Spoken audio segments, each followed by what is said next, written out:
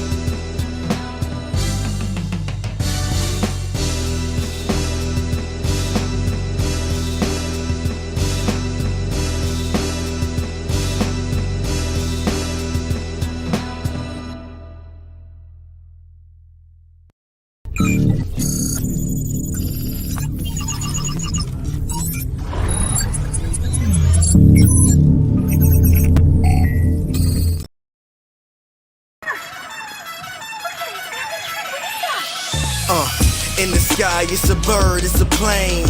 Flying high, I emerge through the flames. Have no fear, I'm here, so stand back. Melanin activate, the name is super black. In the sky, it's a bird, it's a plane. Flying high, I emerge through the flames. Have no fear, I'm here, so stand back. Melanin activate, the name is super black.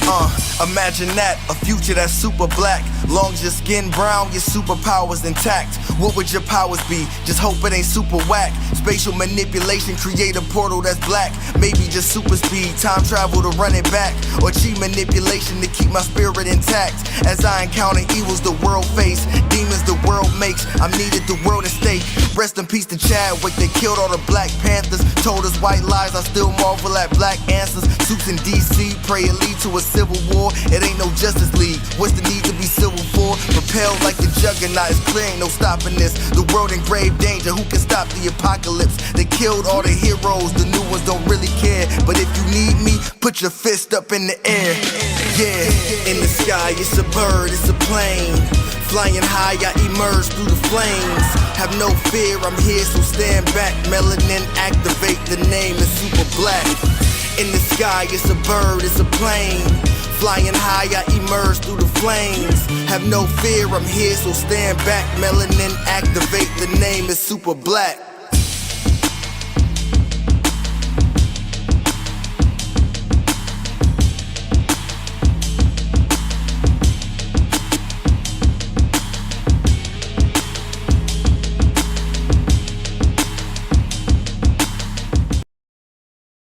Hey everybody, guess what today is? It's Thursday, and it's your man on the wall, Chris Fury, back with another great episode, because what episodes do we have that ain't great?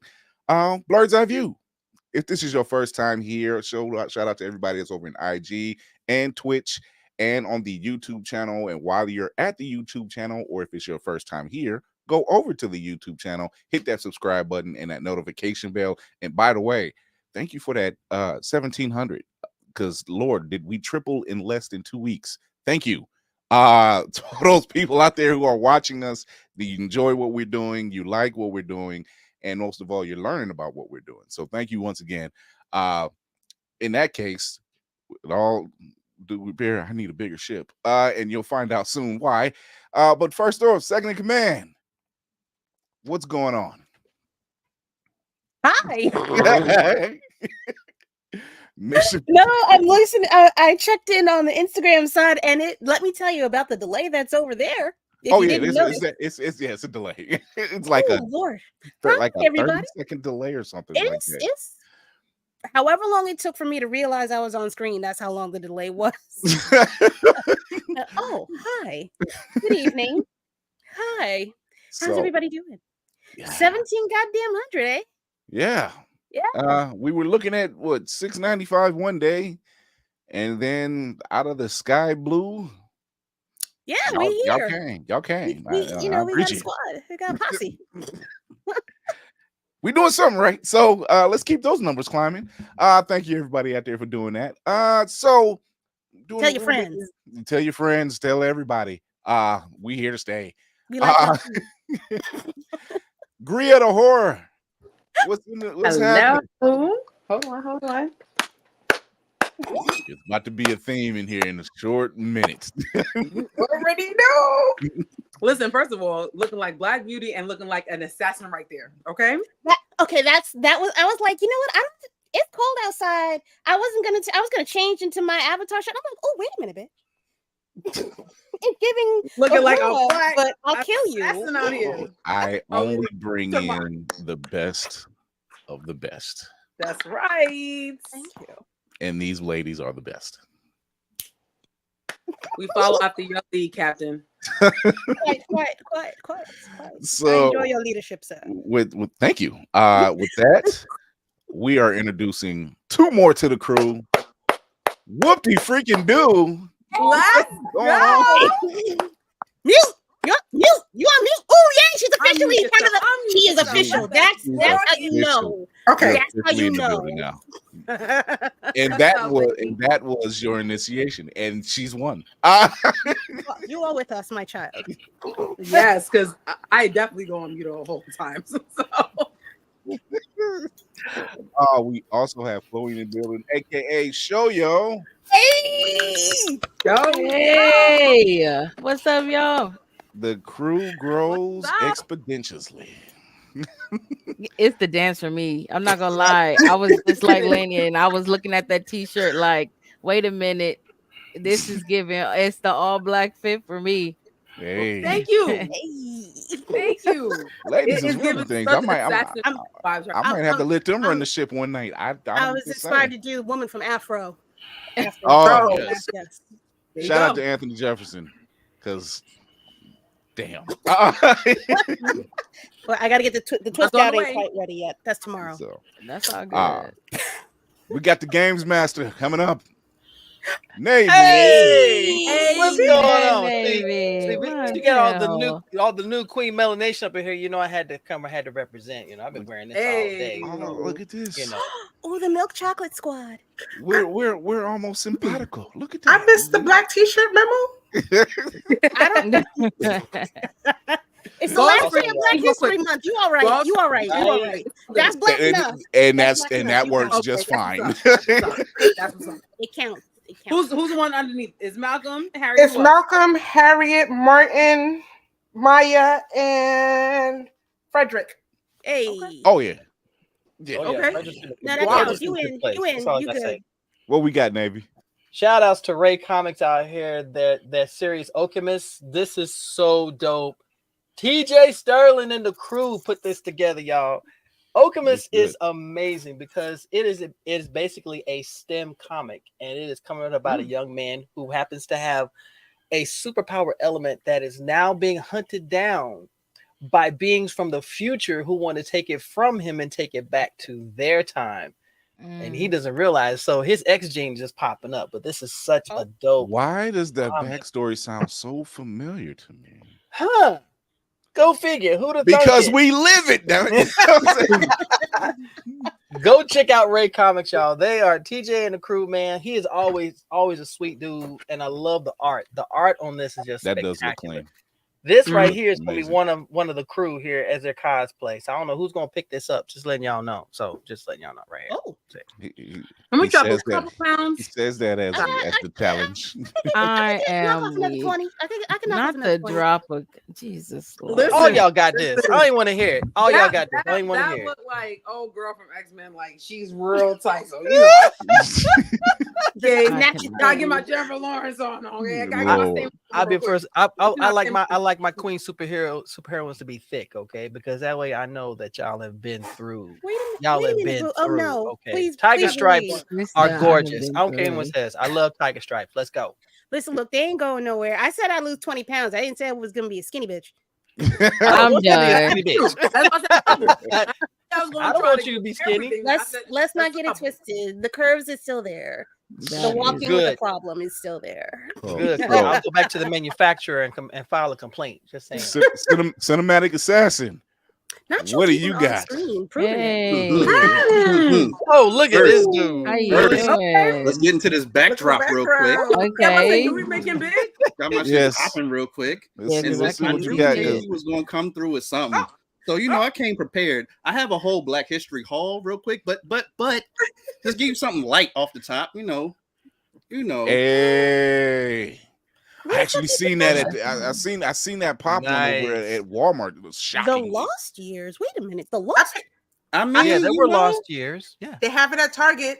That's where I got mine. Oh. I don't have a good Target. I have a city Target. It's trash.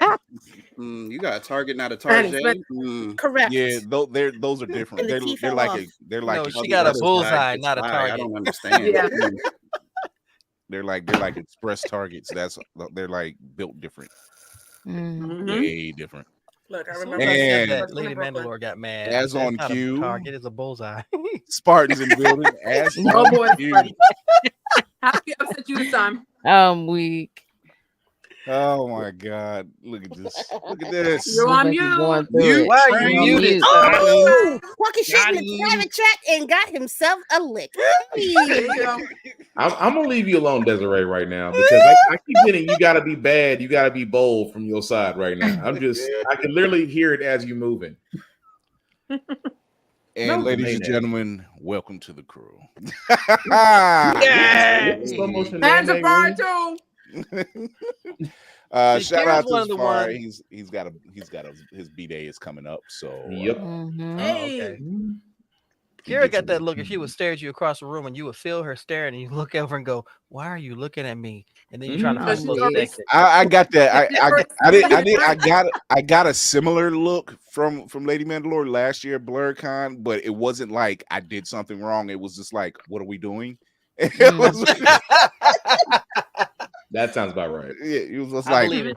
Captain, we all right? I'm like, Hmm. we're good. It was like, Do I need to Well, fix something? No, oh no, I like to no. fix. I can fix it. It'll be quick. Yo fixing comes with bail money. No, we got No, credits. who's going? I didn't say I was Black going to Friday. jail. I Crazy. said I would fix it, Oh no, they wouldn't. They wouldn't. Like They yours, wouldn't. no? sir. wouldn't- Here, they wouldn't I take see his- I see people in a corner crying. I don't. They wouldn't take us in the downstairs part. They wouldn't take us downstairs. They not all of us together. I just think Kira. No, because if they take her, I'm coming like you got something that belongs to me. Going to Here's the beauty part. You send Kira in. People come out screaming. The world is at peace. The world is at peace. I like that. That's about right. Nobody will suspect her. Either that, or he comes out. Nobody suspects the cute one. Either that, or he comes out the gate saying, "Hey, you take her back, please. This ain't happening. I know about you. I didn't know you had one with you." That send the one they never suspect. It's kind of how the job. Listen, works. I need you to stop talking. You talking real loud, my guy. I need you to settle, simmer, settle. I don't know, Navy. You look like you kind of cleared out some bars, sir. So I leave you alone. You got that look. I need you to stop calling me out, okay? What happened in Rio stayed in Rio. I didn't even mention Rio. That was on you. That's a good thing. Rio. That was on you. I didn't say Rio where now, did I? Don't do that. Not Rio. That sounds like a heist that we did, and it was just like, I'm weak. wait, what happened at Rio? We don't. It's giving Let's talk about collateral. Rio. Nothing is stronger than family. It's just like that talk that Natasha and Clinton Barton had. Like, yeah, that time in Budapest. What the fuck happened in Budapest? Still don't know. We still don't know. Right. Budapest. So Hi, whatever happened everybody. in Rio. Greetings. Welcome to the Hi. pod. Hey. Welcome. So I can't believe it's Thursday. Ooh. I can't either. Tomorrow's my actual Friday, literally. Yeah. Oh, I'm fast enough. come on weekend. Come on weekend. Come on and stay for a little bit. I'm just saying. Because I don't remember last weekend for shit. Can we say love and prayers and good vibes to all the folks at ChromaCon because they Dear have Lord. gone through it. Did they I have get never so been to my speaking of ChromaCon, did they find another venue? They did, but it came with a lot of conditions. I'm on their Discord. When I tell you them folk are working and busting their ass to get it done, unfortunately, vendors can't come because they have 100 vendors, but they only have room for 30. So they're not going to let any of them come. So it's going to be just attendees. And it's it's constant. I don't know where the new venue is, to be honest. But I'm definitely reading up on this, and oh, goodness, Kiba and the crew. Shout out to the crew over at ChromaCon, because they really did try to put a big a good thing together. Yes, and just circumstances just was not on their side. So Hilton, we can call out what it is. Sometimes. Oh, it is the fucking Hilton. Hilton. It was the Hilton, wasn't it? It was the Hilton, wasn't it? And last minute calls to them, and yeah, it was ugly. I hated to see it. It was like it's imploding, and I hate seeing that. You know, especially when it's especially a Black Ran Con. On top of that, it's when we are pride. I don't want to say priding ourselves, but we stand on business to support said Black owned cons, and when they really are putting in the work, If it was Napkin Con, all that, none of this would have happened. Yeah. So I have this can't happen everywhere because everywhere don't have it. Why don't we start looking? The collective the queens start looking into places that are just owned. Push us out. Okay, I see how this works. No, you know what the hell I mean. The British Queen. What up? You know what I mean. Not that You said the queens we. There's 4 queens. Yeah. The royal we. Us. That's cousins and aunties and uncles and siblings. All y'all. I knew what Kira meant, but still. I know. I'm going back to the kids table. Okay, I'm going back to the kids table. But go ahead. So what were you saying? Why we need to start collaborating with Black owned hotels. We need to start collaborating with Black owned establishments. I know there are like, I don't want to say Airbnbs, but like ranches, plantations. I don't know about there's actually not plantations, but no plantation. No, and you know what I meant though, like big open spaces that are Black there is owned. actually an association for Black-owned hotels and resorts that I'll put out. Damn it, I don't remember the name of the organization. I'll put it in the chat, but I would highly suggest those that do black cons in those areas reach out to them, just because they're more susceptible to not putting a lot of conditions on us. Say the vis-a-vis napkin hotels. Cough. Find them. Cough. Yep, if it's the one I'm thinking of, but I can't, like you, Spartan, I can't think of the name, but I've seen them before. I've even posted it before. Yeah. So if we can, I agree, Lady Mandalore, we might need to start looking elsewhere toward places that are more accepting and look like us. I mean, we hate to be that one, but at the same time, we don't, because I want to be comfortable, and I want the people that are putting things together that make me comfortable to also be comfortable. I'm not with the slick shit no more. Fuck them. On the price of everything. Fuck them. Not to mention, they would understand certain plights that we go through. Being a business themselves, and then having to build that up, so they have a more understanding of what's happening. So I think it's just imperative. Shout out to Queenie Cosplays for several reasons. One, she celebrated her birthday as well, and she's in the new cosplay magazine, so Aaron's being featured in one of the cosplay magazines. So shout out to Queenie Cosplays. So she is such a sweetheart. Oh my gosh, she is such a sweetheart. So that's it. That's it. That's the one. So the latest update they just posted about 15 minutes ago says, good evening, everyone. We apologize for the delay. The address for the new venue is off of Greenmount Avenue. Is a place called Open Works. They're graciously opened their doors for us to be able to do our best and provide our attendees with a con. Friday, Saturday, and Sunday are going to be from 9 to 8 and 9 to 6. Unfortunately, we are still holding out hope to provide enough space to house our vendors and panels by the morning. But in the meantime, please visit our vendors on the Eventi page. So when we tell y'all, when these black-owned cons are out here working, y'all need to stop putting money into these cons who don't give a shit about us. Stop doing that, and stop bitching that we're not perfect, okay? Because that is just so fucked up that you want this, but it comes with conditions. As Tafari says, there's a page where you can voice your concerns, saying, "Hey, this was good. However, you might have dropped the ball over here for whatever reason." Because we get it, we know people who run cons. It's not easy at all. It's not. It's stressful. It's not easy. It's stressful. I don't know how Hilton does it every year. I mean, just the insurance alone is a headache. Yeah. So I mean, there is no downtime. Like, you might get 24 hours at best after the con is over, because then you're planning for the following year. So it is by no means an easy task, but I commend those who really are putting their foot in it to build something that represents us. Right. I know Spartan put it in the comment section, but it's the place, or the people are called the National Association of Black Hotel Owners, Operators, and Developers. Not only do they pool resources, they do actually show you how to actually join the hospitality industry. So it's also a doorway in. That's the reason why I'm like, cons, black people, hotels, resorts, come together. Yeah, it can be done. It can be done. So shout out to the team over at ChromaCon. We wish you nothing but the best, and I hope this thing turns around for you in a very positive manner, because and here's the other thing, they were very forthcoming, they were very upfront, they didn't hide their hand from anything. This is what we're looking for, transparency.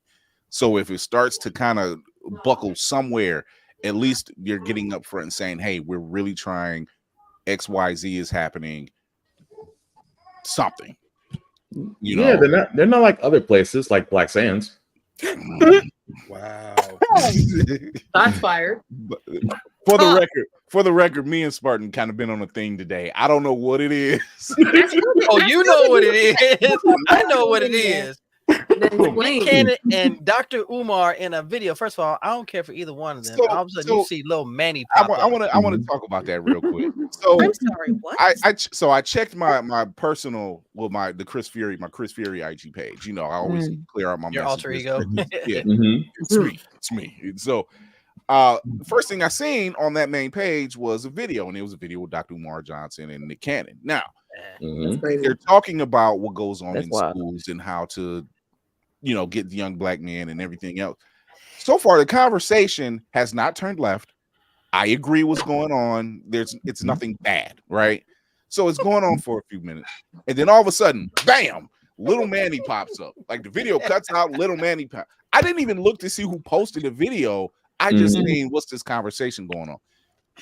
And all of a sudden, Little Manny pops up and he's talking about his book. And I'm like, if this ain't the biggest, I'm crying. Yo, my PTSD just kicked in. I'm like, what the hell? Snake oil ass salesman bitch. He is. I've ever seen in my life. This dark motherfucker come out of nowhere to like, buy my book. This is why I'm so successful. No, people want to punch you in the face there, buddy. Listen, I feel like he's done very well for someone that looks like a thumb. I need you. Okay, all right. Like a thumb isn't there. Thank you. Thank you. Wait a minute. He looked like this. We are approaching a point of no return from this tangent. It's been a while.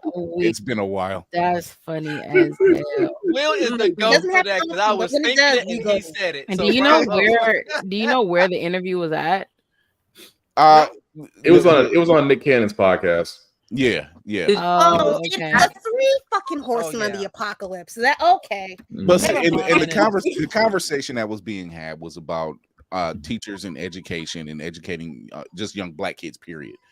And completely agreed what was going on. Despite the source, completely agreed what was going on. This is shocking, true. Right? You do need to see more of our faces in the education system to guide these kids. You just do.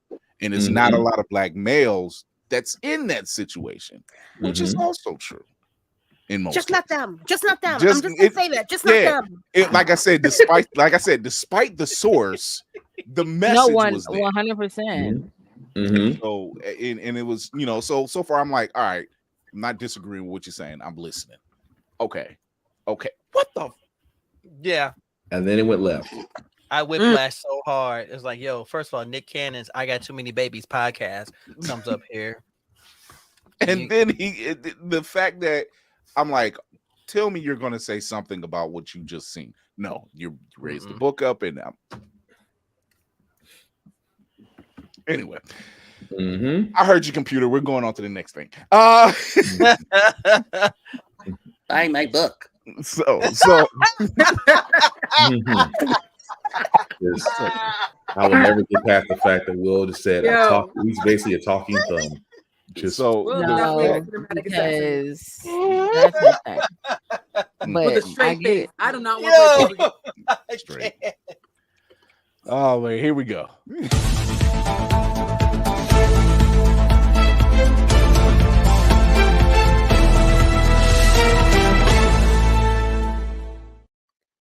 So my mutant power keeps kicking in, and I'm waiting for it to try my hand at the lottery. But what I mean by that is Henry Cavill has signed up with Marvel. I've said it on this show. After the whole Black Adam fiasco, I said it on the show. I said, wouldn't it be a kick in the ass if he signed up with Kevin Feige? And some bitch he did. As to what role? Wait, who? We don't know. Captain Britain. Henry Cavill. Yeah, Cavill. Henry Cavill. Superman. What you say? Is he going to get fired? No. You sure? He signed a contract? Like he didn't say it. No one that's part of any kind of Marvel project said it. They came out and said it. Marvel came out and said it. We've hired him. For what? They didn't say the role. People are speculating Doom. They're speculating Captain Britain. They're not Doom. Please, not Doom. They even went as far as saying Cyclops, and I'm just like, Cyclops be really ripped. Why? Really Cyclops. I mean, yeah, it'd Power be Man 90. be It'd be happy with it. 97. It'd be 97. X-Men Cyclops ripped. Yeah, of course. Cyclops been lifted if Henry Cavill's gonna take that role. Give him You a see red Cyclops jacket, just jack call him up the Power odds. Man and be done with it. That's all. When Okay, Cyclops thank you, say to me, my X-Men, you better bring your ass. Or else, if he's gonna be Cyclops, I wonder who they would give for Wolverine. Because that role, like that would be crazy. So somebody when they mentioned Doom, Doom, and I looked at him. I'm like, okay, Doom is vain. He's barely an attractive guy, and he gets his face burned. And I'm thinking, can we see him in that aspect? I don't know. I can't because you're basically seeing the suit. I mean, technically anybody could do it because it's just a suit. Yeah. Everything else is danger and stuff. Mocap and ship in a voice. So they also have to be charismatic. I don't want to do all that for my Dr. Doom. Dr. Doom doesn't. Nobody does. No. I just want.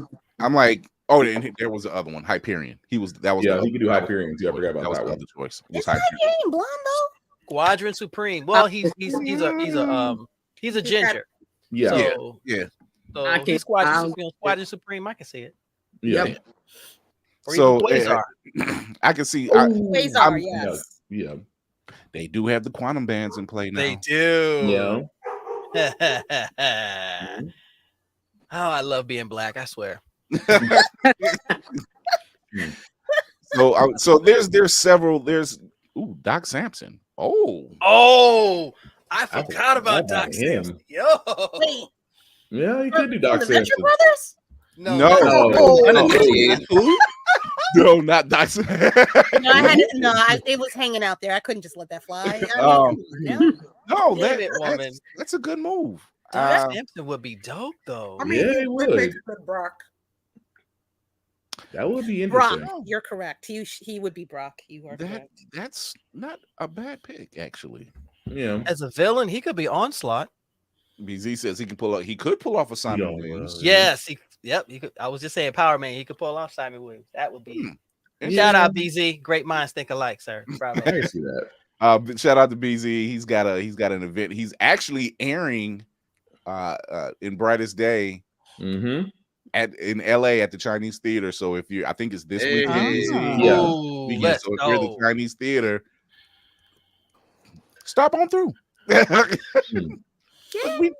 We stretch beyond the stars and we support. That's a storyline I wish they would put up on the screen because Blackest Night was just phenomenal. Sir, DC stands for Depressed Comics. Why are you expecting this? His version is Jon Stewart's Day Off, but it's not. It ends up not his day off. As much as I would love to see Blackest Night with your Navy, but come on now. So while we're talking about Henry Cavill, James Gunn never disappoints. What he done now? No. You got to keep an eye on this motherfucker with this. This motherfucker for me. That was so quick. Marvel done did you wrong, homie. But you gotta fucking relax. This is the first look at the suit. All right, I'm okay with that. I don't hate it. Yeah, a little bit of Kingdom Come, a little bit of the Authority. I can live with that. That right there.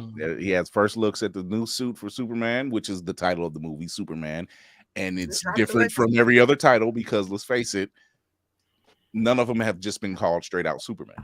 Even the original was called Superman the movie. Yep. Legacy was just, I think it's just Legacy was just the working title. Just called straight out Superman. Yeah, but even Man of Steel wasn't called Superman; it was just called Man of Steel. Man of Steel, right. Yeah. So, James Gunn is he's all about transparency. Thank you, Mr. Gunn. Does the snow mean we're getting the Fortress of Solitude? That's what I'm thinking too. I want to say that right. I want to say that's the truth. Yeah, that's what I'm thinking too. And even though he said this is not an origin story, I would love to see that. I want to see his. I want to see his vision. So you're giving us Mr. Terrific. I'm already excited. Oh hell yeah! He's giving him Mr. Terrific. I think Hawk Girl. Hold on, let me see. He's got Metamorpho is another one. Yep. Oh yes, thank Nicholas you for telling me Hoult. Maria Gabriela. Yeah, that's because we got freaking Nathan Fillion as a Green Lantern. So yeah, he's giving us, he's giving us, he's feeding us well. Mm-hmm. I'm not complaining. Nathan Fillion's gonna be Green Lantern. Now, if James Gunn could do the Justice Society, I would be over the moon. Hey, he's already given us Creature Commando, so I'm pretty sure Justice Society is another step off. Yeah, let's go. He loves his obscure stuff, so yeah, whatever. But you know what? And that's what works. If anybody knows anything obscure, and this is anything outside of the Guardians, if you've seen any James Gunn work, Slither is a prime example. Why you like that? I'm glad I'm not the only one that saw that. We like what we like. We like what we like. No, don't put that out there for the world to see. Put that away, back in the closet. Look, she's got pipes. She didn't disappoint. I mean, she did do a Black Canary. I mean, the movie bomb, but she did a Black Canary. She was fine. She was fine. She's fine.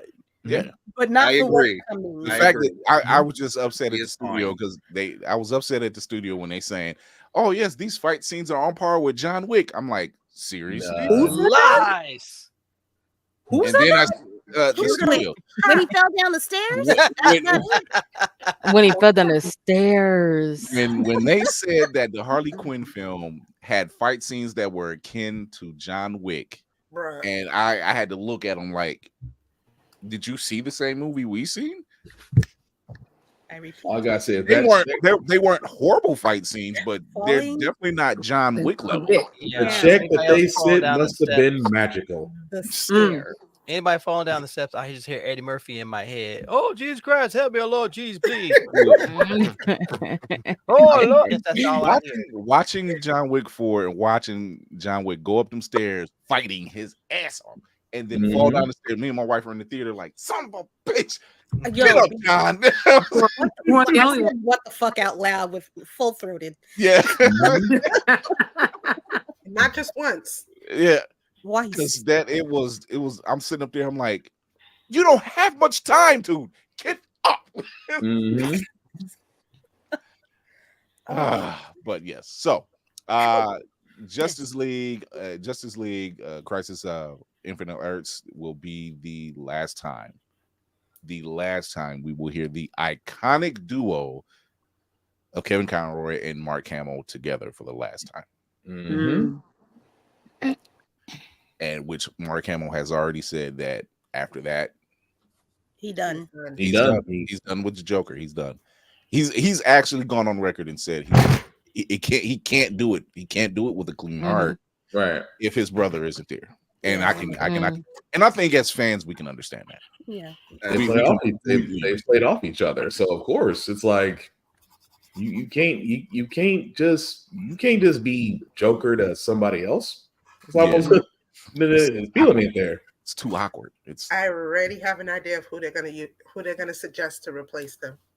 Well, Jensen Ackles. Troy Baker does. Troy Baker does a good Mark Hamill Joker. He does. He does. He's very adept. Very adept. So, and while it's not so much, it's more of a bittersweet. It's not heartbreaking. It's more of a bittersweet because, like I said, as fans, we wouldn't have it no other way. Pretty much, right? You know, we were just like, oh, we're bringing in a new Batman, and let's just say it's Jensen Ackles who's already doing the voice, but the chemistry is just, it ain't the same, right? They might work well together. They might work great together, but it's not the same. Yeah. It's just you did Red Hood. Once you submitted yourself as Red Hood, who the hell are you? You know, just that type of vibe.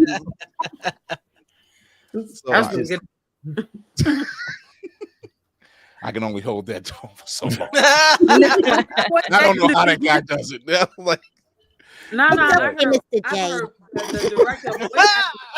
Okay, couldn't hold a handle to you, Mr. Hamill, but I would love to meet you in person. He loves to talk, obviously. So there's that. But Yeah, I'm not opposed to that. It's just I'm glad it is what it is. Yeah. You can always go back and watch the good parts. Oh yeah. Oh yeah. I still play. Enjoy that physical media. Get out my head. Physical media for the win, please. Definitely. Continue, because I don't understand. And I will stand on this hill. Mm-hmm. We're seeing the crumble of EA Sports, the crumble of Sony. We're seeing the crumble of these video game companies. Mm-hmm. We're seeing Blu-rays and DVDs go to the wayside. You're seeing your favorite movies, favorite shows, whatever they have you. That was the bright spot. Nobody said you had to buy everything, but you might want a full season of WandaVision, and you have it. Because we don't know when Disney Plus is going to just say, okay, we got to clear our servers out. Let's pull this into the Disney vaults. Right. So yes, we deserve to have that. Give the people a choice.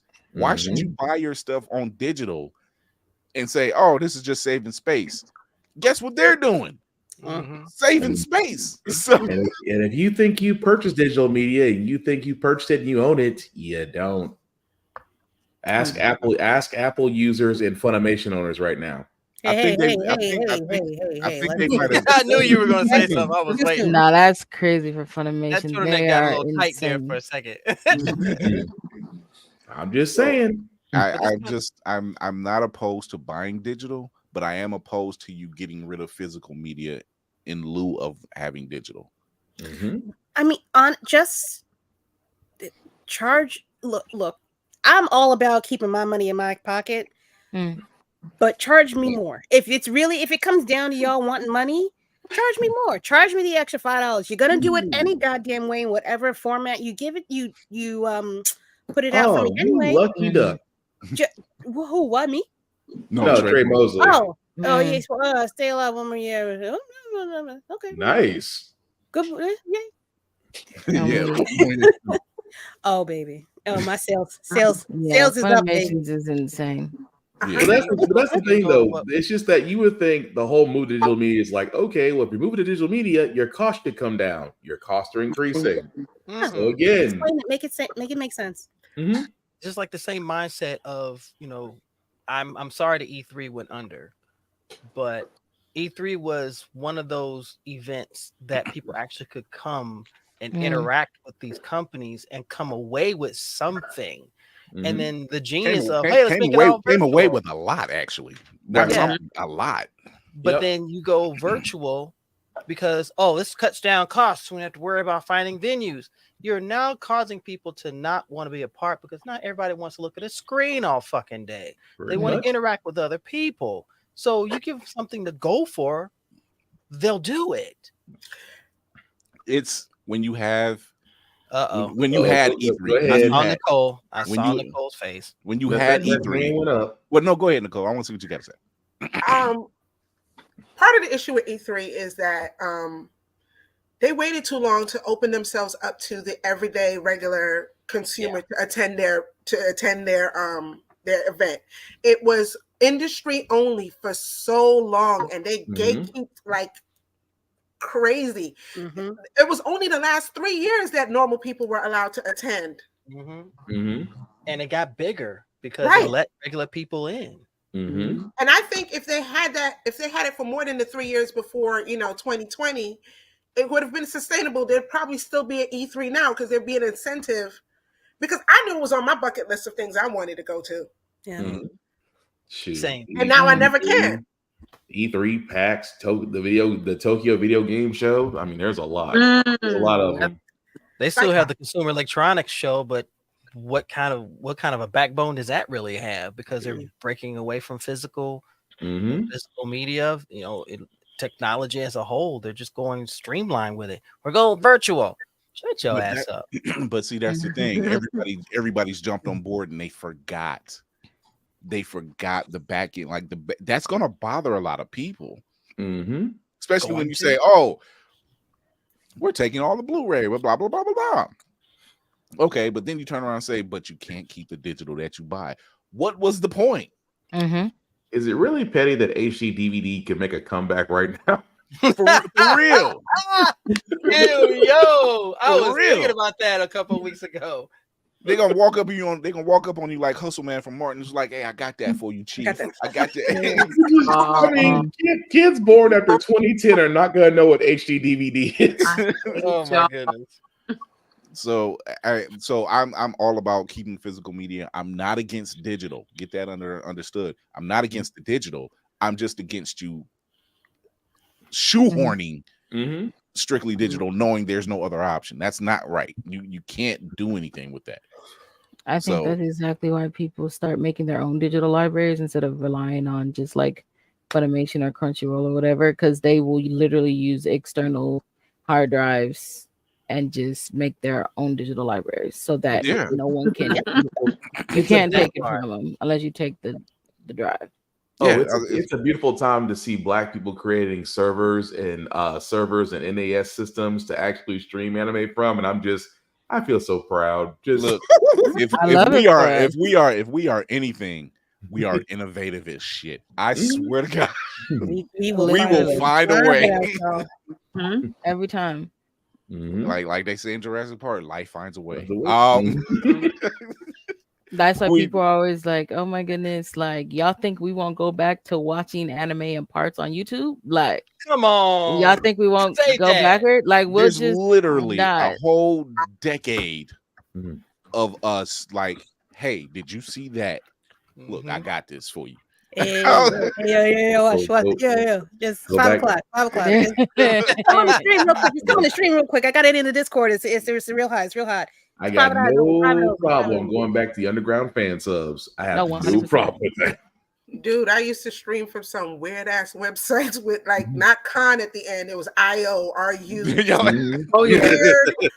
Random shit. Look here. There was a time. That's how I found out about the live action Black Dynamite. There was a time. And nobody was like, I'm talking to people at work. What is Black Dynamite? Go to this site. You're gonna see a bunch of PSAs. They came to me the next day, was like, yo. I'm like, yeah, I don't know when this movie drops, but all I can sit there and say is the Grand Lines will get very popular. The Grand Line did Black Dynamite very well. Kira's losing her mind right now, y'all. Can we talk about that thing that happened this week that we thought we'd never see because they're not allowed to show it? Depends on which thing you're talking about. Right. That pilot. The pilot. We can. Oh, okay. I know what you're talking about now. It took me a second. We can talk about the pilot. So there's once again the Grand Line. Speaking of YouTube, yeah. If y'all want to go find it, there is we can't tell you where. We ain't gonna tell you. It don't exist. It don't exist. Yes. But if it did, there is a Boondocks pilot out right now, floating around. Thanks. You'll have to find it yourselves. We cannot reveal our sources. No. But it ain't the source that you think it is because they would get in trouble. Yeah, it's definitely not the source you think it is. They are literally like, it's not us. Was this? They ain't got nothing to do with it. Right. We done mess with BET and Tyler Perry. We ain't trying to take on Sony. I mean, technically they could because the way Sony's going right now. I mean, they kind of got a shot at Sony, but I'm just saying. So it all depends. But yes, there is a Boondocks pilot that's floating about out there. Check it out at your leisure. Post at your own leisure. We did not tell you to do that. Don't do that. At your own legal risk. Yeah, your own keyword legal. You're right, ma'am. It probably Ryan Reynolds is a bit cleaner. He's a bit clean about it. He's clean. He's not taking anybody down with the ship. He's just like, I'm Ryan Reynolds. What are you gonna do? I'm Canadian. You never heard of a mean Canadian? They're always nice, right? So it's just one of those things where it's okay. So, well, shout out to Blurred Official. They're over in the IG world. Shout out to Blurred Official. They always have some great stuff. And I'm wearing it too. So yeah, right there. And the last piece of news, since this whole talk about X-Men 97 has been popping around, the writer from the original Spider-Man the animated series is open to doing a continuing storyline from the 90s version of Spider-Man. He says all they have to do is talk. All they have to do is call him. I'm telling you, 97 is X-Men 97 is a water temperature gauge. Don't do it. X-Men 97 does well, Spider-Man's next. I mean, the rumor is Disney's like, hey, we could do it. I'm Don't do that. you. Don't do it. It's a trap. Oh, I need that clip. God dog it. It's a trap. What you got, Cinematic Assassin? Respectfully. Fucking duh. Like this is not news. When people be at home, like, you know what? If they gave me some money, I'd do some work. That's how life is. Of course you would do some more. Since we're here, you know what? He is echoing my sentiment. That's why I'm just sitting here. If Marvel were to reach out, I would be in a Marvel movie if I got the call. Just so y'all know. So, you know, Straw Hat, if you want to drop that tomorrow, breaking news, there you go. That's the hotness out here. Yeah, I'll be a grip on the set. That made my name will be in the credits. I was a grip on the set. There's my name. I will tell you, I will tell you this. I was this close to being in Winter Soldier. Shut the fuck up. Yeah, they shot it here in Cleveland.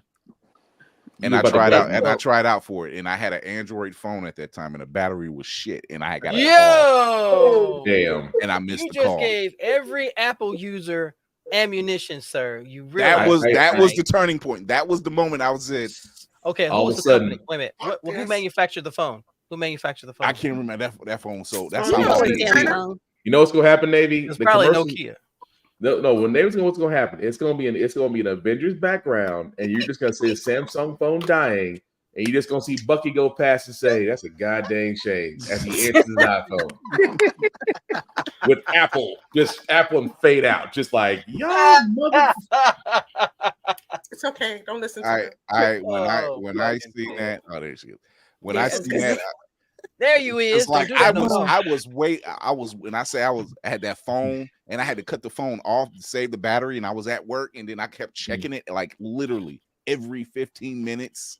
You had a Nokia phone. That's what that was. Okay. And that bitch came, and I tried calling back, and I'm like, God damn it. I'm weak. Listen, it might have been worth it. And it didn't break, did it? Right. It bounced and looked, and the screen was face up. Like break. I threw this. I was at work and they had like a recliner chair, and that's where I threw it at because I was like, I still needed to use the phone. I was like, I didn't want it to destroy it. I was just like, but this is your last day with me. And your days are numbered, you little shit. So when I see the scenes like from East 9th down here, like we were like me and my wife were just down in that way for Aiden Candy's engagement party. So like just looking at the building, I'm like, I was almost there. When I crossed the bridge, when I'm heading over to their side of town, and I'm like, that's the scene where Cat was riding a motorcycle. I'm like, you sons of bitch, I never forgave you. I hope everything bad happened to you until you do right by me.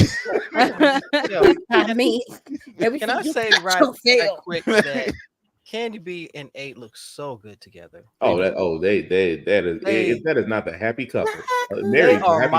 They are my relationship goals right now for real, because they actually have their wedding gift registry up, and I need to go get them a couple gifts, and in perfect Candy B style, because I was waiting as I'm scrolling. I'm like, what can I get them? Oh, of course, there's a Britney Spears thing. Of course, that's nice. It's not AIDS. I know that much.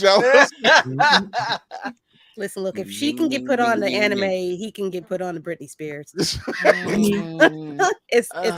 not that far of a leap. I can literally ask him, what's the story with Britney Spears? He's like, hey man, Hey. She'll be somewhere in the other room talking about, oops, I did it again. Oh, here we go. That's when you reach that married level of hey man, that's what she likes. That's what she does. Hey, that's what she I likes. can show it, Brandy. Give me more.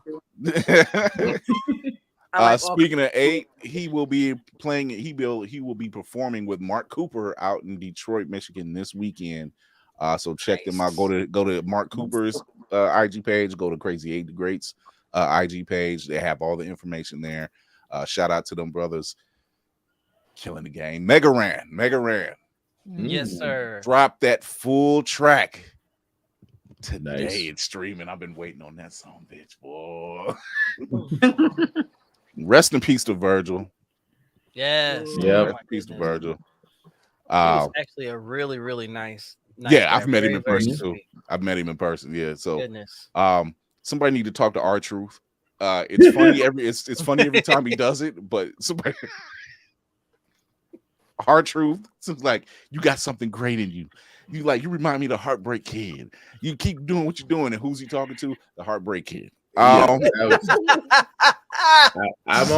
all for sticks, but I'm like, come on, man. Come on. Crying. I'm still tripping off the fact that he went to Austria and not Australia. I'm like, dude, is this a skit? I had to text part, and I'm like, dude, is this real? Like, did you really? And he was like, nobody was here. I'm like, this is real. He did that for real. The man showed up to the Women's Royal Rumble thinking that he was in the Rumble. It was the wrong I'm sorry. He's literally a running joke at this point. Pretty much. Pardon? But I'm not mad at it. I mean, for a guy who's 24 years and still doing it. Yeah, he's in his 50s. So we guys talking about the old school Virgil. Yeah. Oh shit. So 24 years in the business is still going, but the dude looks like he's 30. Oh no, not Virgil. R-Truth. No, R-Truth, not Virgil. Virgil has went on to glory. We not talking about Virgil. Nah, okay. I'm so confused. Okay, Virgil. I'm like, I know Virgil. Like, I forgot his last name or whatever, but I thought that's what he's talking about. No. So we are going to take a quick break. We will be right back. We're going to be talking about Black sitcoms and how they shaped our lives. Shout out to the crew of Different World. They are literally on a tour right now at HBCUs. Oh, I would love to be there for that. That's tough. Yeah, AUC. I'm like, that's the only places y'all going? Why? Where else would they go? Where else would they go? Every HBCU in the United States. They can go The running thing is that they took a different world as inspiration from Spelman anyway. So I see why that's like, why. But but shout out to that entire cast. They look good together. It's just a good vibe. So but we will be right back right after this.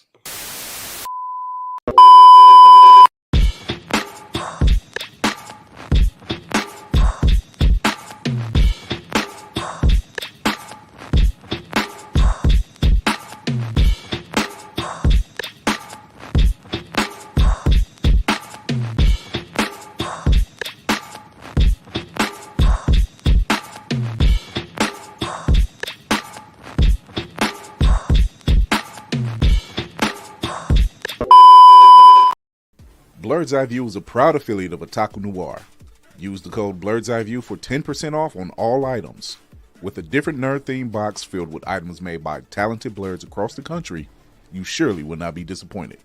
Go to otakunoir.com. Otaku Noir, the #1 blurred mystery box company. What's happening? Hair longer, money ain't, so pay attention. Last couple seasons on the show have been very busy, and just to make navigating that easier for you all, I've taken it upon myself to go ahead and clean up the channel a little bit. However, if you are here for just a specific type of content, or you're new here and want to see what we're about, highly recommend our playlist section for you. If you want to see us react or review movies, trailers, video games, and whatnot, That's up there. I get it. Not everybody can sit through a 2-hour podcast. So if you just want to see what the best or funniest bits were from each episode, that's going to be our highlights section. If you want to see some of the cool guests we've had on for interviews, up here. If you want to see some of the cool guests we've got to interview IRL, over here.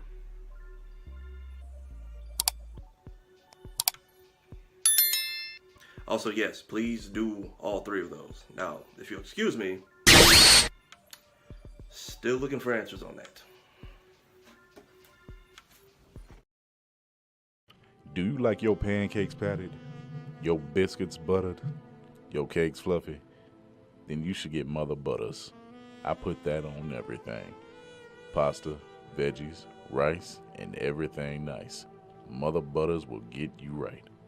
Oh yeah, GMO free, and for those who are vegan, Mother Butters has a non-dairy option. That's right, there's enough Mother Butters for everyone to enjoy. Get Mother Butters from your local grocery store. Hey man! What you doing in my kitchen? Running low on energy, long days and even longer nights, tired of all the other energy drinks and bars promise you a lot and never delivering? Need to make it through work, but want a product that can keep up with your busy lifestyle? Want no longer? Try Chef's Chocolate Salty Balls. The balls that are so smooth and with a load of nutrients and vitamins to really get you up and bouncing off the walls. Made with all natural ingredients and healthy junk to satisfy even the pickiest eater. Chef's Chocolate Salty Balls are sold everywhere where you buy your junk. And now for those who want that extra kick in the butt, comes Chef's Heavy Duty Chocolate Salty Balls with 120% more caffeine than the leading brand. Disclaimer, this product has not been approved by the FDA or World Health Association. Warning, this product is not intended for consumption by children, elderly people, or women who are pregnant or may become pregnant. You might even get pregnant. Yeah. Salty balls. It's a song you just can't help but to keep singing to. It's just what it is. That's what she said. That's what she said. So we have had tons and tons of Black sitcoms that have come through our lives, shaped our lives, showed us how to play the dozens, the whole nine. So we're gonna go through with the ones we have right now. We're gonna do like a roundtable discussion. So we're gonna start with some. Actually, I can't even say some of my favorites because they're all my favorites. But first off, we're gonna go Good Times. Florida, we ain't forgave you. We ain't forgave you, Florida. The true villain. The true villain. Hanging in a chow line. I'm weak. Michael's gonna burn the world down. I don't care what anybody says. I'm sorry, but Michael was gonna burn the world down. And I was gonna stand right next to him. I'm like, the man ain't lying. Tell me where he's lying. He's not lying. And he said he was like, cause the black man. I'm like, preach it, young brother. Preach. Preach yourself right out the hood. Do what you got to do. And also, what's wrong with Kira? No, because Dan is ahead of the curve. Yeah, he knew. Yeah, I want to hear this theory. He was the villain. So here's the thing with Florida Evans. It seemed like every time there was a way to make a come up, Florida Evans says, we should wait. We should not do that. We found money. You should give it back. Wait a minute. Wait a minute. Said every black household where they watched that episode. We in an apartment in Chicago and the elevators don't work. We hungry because of buffalo butt. And you want me to put back money? You want me to give back money I found on the street? Why? But the money wasn't yours, honey. Well, how do you know? And it's no longer the person that fucking had it, ho. It's mine. Where does it end? But all of a sudden, her last season, she got married and left out and left JJ and Michael and Thelma. Well, Lona had to check on him like every 15 minutes. Again, this was after James died. You know, he got shot. Wouldn't have been shot. I just didn't like that they written. I don't like that they wrote him off. The way the behind the scenes of how they got wrote off, it was shady as hell. Y'all want to talk about who the real fucking villain was of that goddamn show? Mr. Lear. Mr. Norman fucking Lear. Yeah. That motherfucker. How is an old white guy going to tell me all about the black experience? Because he didn't. Because he's Jewish. Yeah. Because he didn't. Because he stole from a black man. He stole the idea. Let me. Okay, go ahead and. But we know what it is. We know exactly what it is. Because he was Jewish. Yeah. Yeah, they're the blacks in the Middle East. Yeah, okay. Damn. I'm sorry. I cannot. I said some wild shit just now. I'm really sorry. I didn't even mention that. Really, Will? Really? So Tafari says, crazy part is Florida is my pastor's sister. Maybe this is why she never came to church. Not that she'll burst into flames on the way in. Oh my god. Where's Chef when you need him? Not the hot cone and burn penny. I know Navy, I know Spartan. I know you guys watched it. I don't know if you watched it, Lainey, and I don't know if you watched it. I ain't gonna lie. A little bit. I wasn't. But when I was young too, so I didn't really grasp. You know what I'm saying? I watched it a little bit when I got older, but I was like, I wanted to watch other stuff. So Lainey said, I'm not accustomed to that poverty life y'all talking about. I'm done. Wow. Listen. Wow. She said money long over here. Money long. What's the chow line? I got nothing. Wow. We eating caviar and lobster over here. You poor. Because my actual favorite sitcom is Blackish. So there it is. Okay. That's on the list. Right. So yeah, there was many a time I've watched this one coming up, and I seen it in syndication form. So watching it and just like they ain't gonna never make it out. Thelma got married to a football player, and what happened? Brother busted his knee, busted his damn knee. Never made. I'm like, God dog it, they ain't gonna never make it. That apartment was jinxed. That's all that was. That was some cursed ground, is what they was on. Just and they was happy. She was like, I'm getting married. He in the NFL. Blah blah blah. Tore his knee in practice. You know what? That was not to interrupt you, Chris, but that was the beginning of trauma porn. Yeah, that was the beginning. That was the origin. They just never had a way, man. It was like I'm like, I think I was done after watching all this. I think I had watched them all up to that point. Like JJ started working for like an advertising company. Yeah, it didn't work. Yeah, I'm just like, man, JJ, you was making more bank painting these sisters, these models at the house. I'm just saying. and had sisters come through on that yeah, series. He had sisters coming to the apartment, and because he was an artist, yeah, and a damn good one. And he, like, yes, they had body, but he would do a bang up job on their art. So yeah, they was paying him sometimes even more. He say 25, they giving him 30, 35, 40. He was giving them money. They was giving him money. He had a gift. Even though it was in his contract to say dynamite every episode, you didn't have to say dynamite every doggone episode. It's in your contract. One dynamite per episode. It wasn't. I mean, the call of Godzilla meets Mothra face that still doesn't make sense to me. Here's another show, The Jeffersons. Yeah. Oh yes. How old was he in that picture? 72. 19. Here's the thing. He was in his 30s. And Isabella Sanford was in her 40s. She was older. Crazy. She looks great. Yeah. I mean, don't get me wrong, this man looked old his entire life. Hey, look, Weezy was a ride or die. Oh, I think only because of his hair. Like if you look at possibly. with that hair, Nowadays, it would got a Sharpie and fix him right up.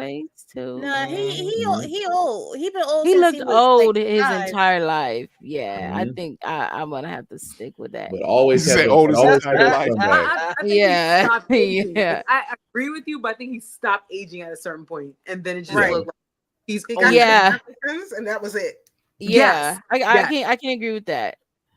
But The you watched person it. that But got you the watched it young for the worst Norman game. Emsley photos gotta have the young Morgan Freeman photos too. Has Morgan Freeman ever been young? They in the same Fact. vault. No, they are in the same boat. Is Morgan has Freeman never aged. is Morgan Freeman actually God? Because good Lord, this day I've not seen a young Morgan Freeman ever. No, I'm sorry. all the that's those, pictures just not old. with those Disney specials where he's talking, where he sounds like God. And we're now going to talk about the platypus. That's the creation. I'm like, even when they God did his creation right now. Even when they did, what was it? Not Evan Almighty, but it was Evan Bruce Almighty. Bruce Almighty. Bruce Almighty. Yeah. Even when he did Bruce Almighty, he was like, and Morgan Freeman's God. Yep. I'm like, that works. That works. If you ever imagine the voice that of casting. If you ever wanted to imagine the voice of the Almighty, I'm like, yeah, I can see that. Either him or the Allstate guy, one of the two. So the Jeffersons was about George and Louise Jefferson, who owned a dry cleaning business, and they just finally made it. And they moved to the other side of town, and they was living in an apartment in the sky. They was still in the penthouse, basically. Grease don't burn in the kitchen. Grease don't burn. And beans don't burn on the grill. Who puts beans on the grill? Nah, there she. For years, I've wondered about that.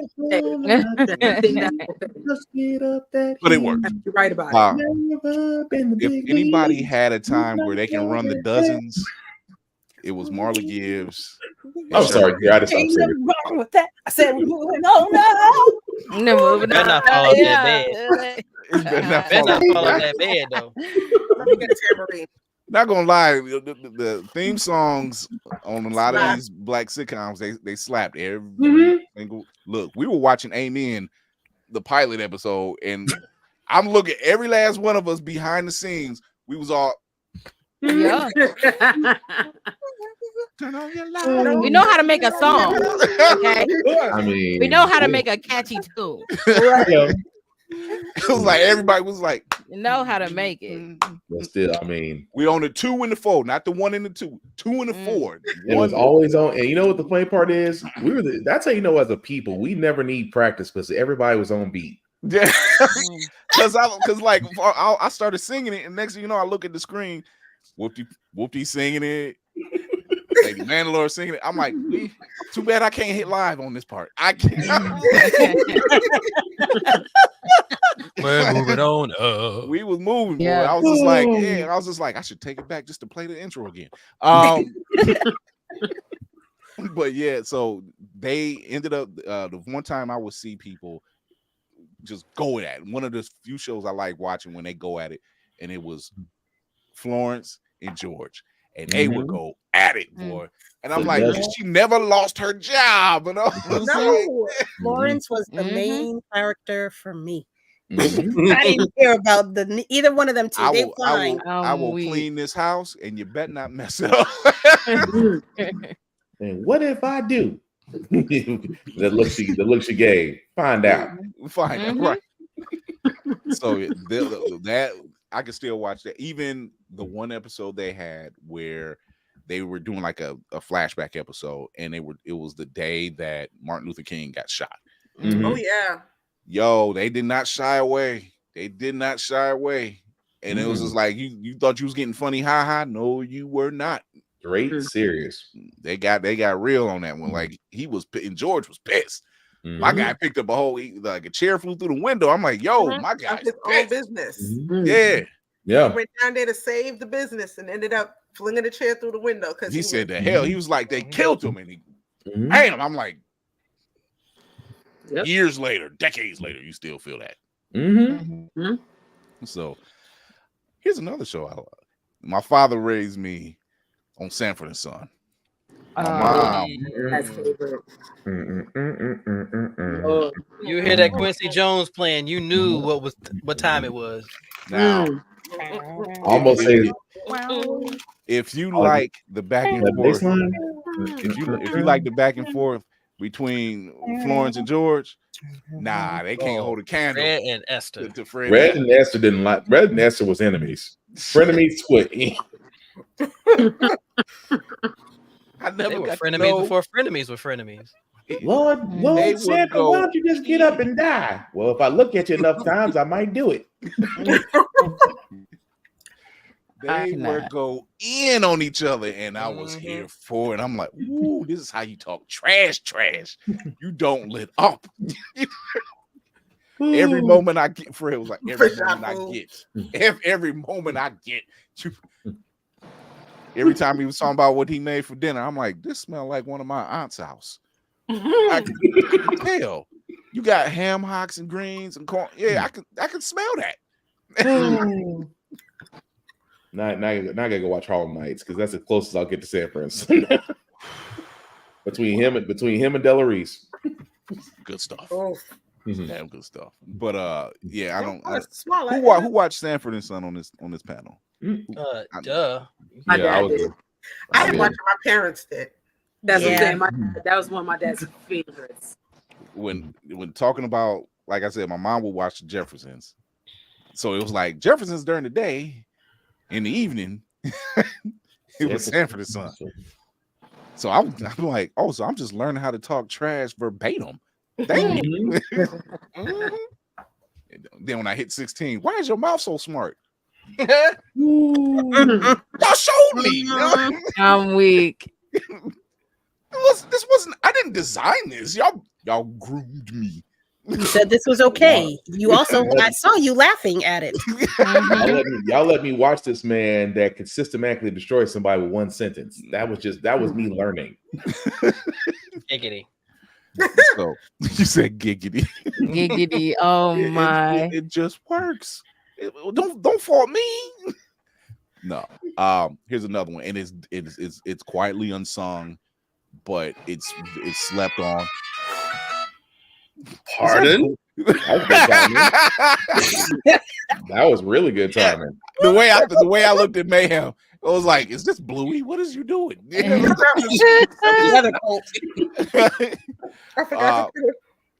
Here's another show, and it's hardly slept. It's highly slept on.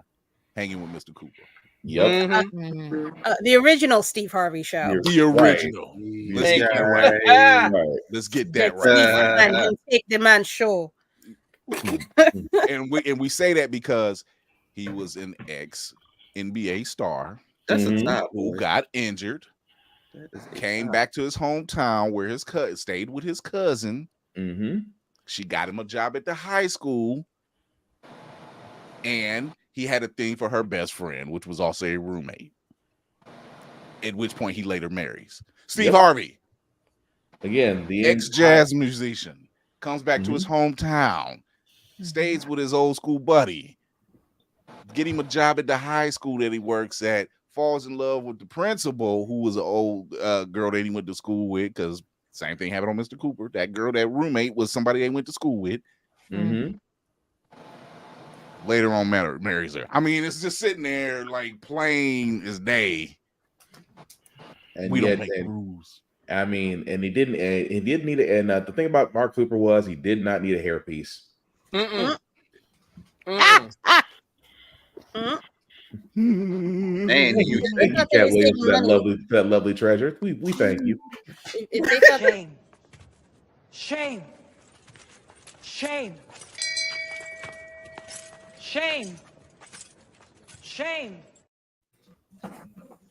I don't make the rules. They set them up, I knock them down. So yeah, it's one of those shows, and once again, In Vogue sang the intro. Man. Another example of black sitcoms. So I'm gonna have to do an episode of black sitcoms with banging intros. Ooh, that's gonna be a list. That's gonna be all of them. That's gonna be that's it. That's it right there. It's all of them. It's all of them. I'll put on my interpretive dance. Get up one more time. Wow. I'm done. Wow. Oh my God. That's crazy. Here, and once again, like I mentioned earlier, amen. That was another one. Family. This was a Saturday night. This was Saturday night. Amen and 227 was Saturday night. And as an SDA, this was allowed. See, I got in trouble in Sunday school because I repeated a few lines from that show. Oh, Nelly. Because boy, oh boy, there were some things you couldn't say, you shouldn't say. Preacher man's a motherfucker.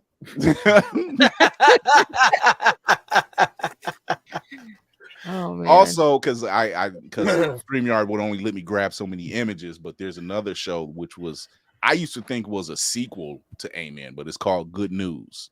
Mm-hmm. Yeah, I remember Good News. So two of the sisters that's in Amen. This is why I thought it was a sequel, because two of the sisters that was in Amen were in Good News. Yeah. And at the same time, and this was when I first got introduced to, I can't think of the actor's name, but he plays Diggle on Green Arrow, on Arrow.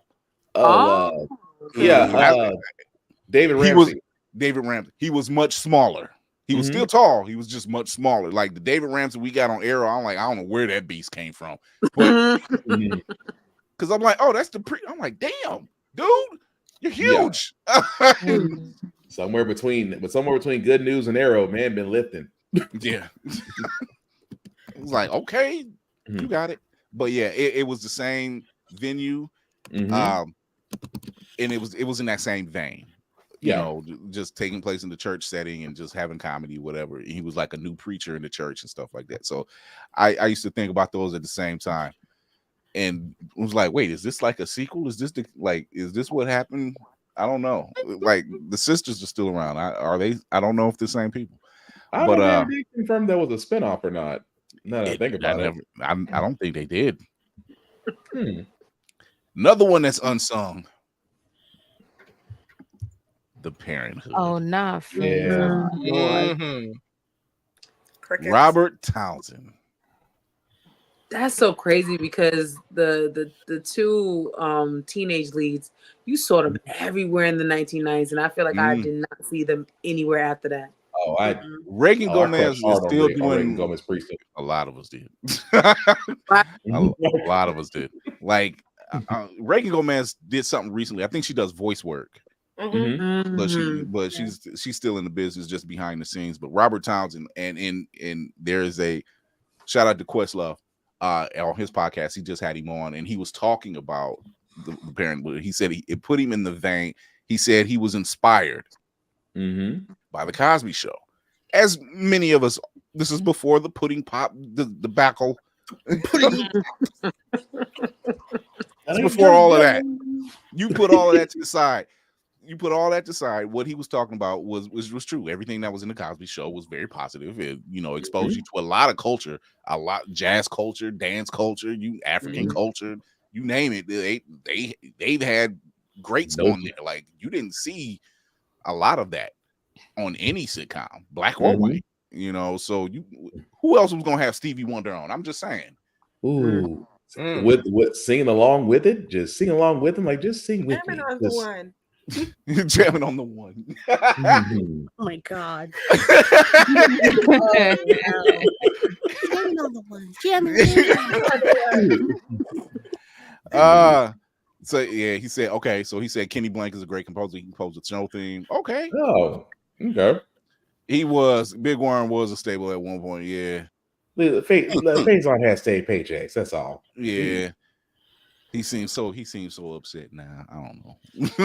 Like you would think we'd be a happy Big Worm. You still being talked about 20 years later. Big Worm, that doesn't even make sense. Nobody even knows that. That's who he is. I mean, sir, you gave us iconic lines. Playing with my money is like playing with my emotions. Man. You could win an Oscar off that. So, and I'm name one. Fresh Prince, obviously. First things first, rest in peace, Uncle Phil. Damn. Yes. Another show that, despite the comedy, still had a lot of serious moments. And losing James Avery, like I literally seen like that clip when they did the Fresh Prince reunion. What was it, last year? last year. Yeah. And I felt the emotions. I'm like, this dude was like in a lot. He was Shredder, for Christ's sake. Come on. And James Rhodes for the Iron Man cartoon. People don't know that. You know, so they had a lot of stuff to talk about, and it was it was funny. They weren't. Will was not afraid to break the fourth wall. And I think he enjoyed it more than anything else. Yeah, he finally brought back the original out, but Aunt Viv was like, I apologize. I was like, oh, y'all buried the hatchet. We have peace now. And Will, you come on home, brother. We was never mad at you. You felt you had to do what you had to do. That's all. Just don't give us another. Just don't give us another season of Bel Air. Oh dang! Just let that go off. Just let that ride off into the good night, sir. Just let it die. We don't need to know. Okay, never mind. That's not conversation, I guess. So out of the Parenthood, Fresh Prince, I didn't get to the next one yet, and I mentioned Cosby Show. What did these three shows mean to any of you guys? Sure, you was about to say something. I mean, I guess I'll be the person who's probably going to be the opposite of everyone else. I was not a fan of either of those two, so I'll just start with Cosby Show. Wait a minute! Don't come for her. She's allowed. Hey, I'm just saying. Have her own opinion. Yeah, like I'm not a sitcom person in general, but I have seen many of them. I realized after preparing, I was like, "Oh, I've seen a lot of these." Wait a minute, it's a lot more than you think. Yeah, it's a lot more than we think. But Cosby Show and Fresh Prince, they just never they never grasped on for me well, so I wasn't a fan. But I know and understand why people enjoy them. They just weren't it for me, because I also loved Avery, and it hurt me when he passed, but it wasn't because I knew his role in Fresh Prince was important, but it wasn't because of that. I just knew him as a good person. So it was like, dang, like, you know, that was tough. But I also like their popular shows. I get it, but I'm just not a super sitcom person. But those two they definitely wouldn't be the two that I would say impacted me. Yeah, that is fair. Whoopty. It is, yeah. Because see here, unlike most people who get on social media, Black card denied to say, "Hey, you can willingly take my card. No, you can have it now." Because okay, her first day on the ship. Come on. She tries to take my card. Wipe the card up on your sleeve and try to run it again. We'll be no. You have it like this and be like, I dare you take it. I got you. So unlike most people who kind of get on social media and become these keyboard warriors and just say, I hate it and I don't like it, and you never give an explanation as to why. At least Shoyo said she didn't even say she hated it. She didn't say she didn't like it. It just wasn't her cup of tea. But she said she understands why it stands out. See, we know how to pick them, don't we? We know how to pick them because she knew what to say. She explained herself perfectly, and she knew what was going on. She, like, this is why. That's all right. Right, you can wipe your card off and swipe it again. It's fine. This really will. It works. Yeah. Whoopty, what out of those shows, what was it? Cosby, Parenthood, and Fresh Prince. Cosby Show and the Fresh Prince.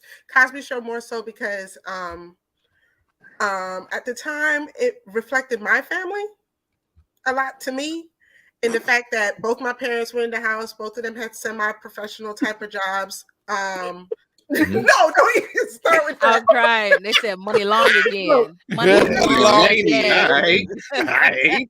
We lived in East Flatbush, Brooklyn. They lived in Brooklyn. It was just so much that I felt I could relate to. And you know, I come from a large West Indian family, so I'm used to having a lot of people around me. So that resonated with me as well. Which they actually had a lot of on there. I think it was it Claire's people?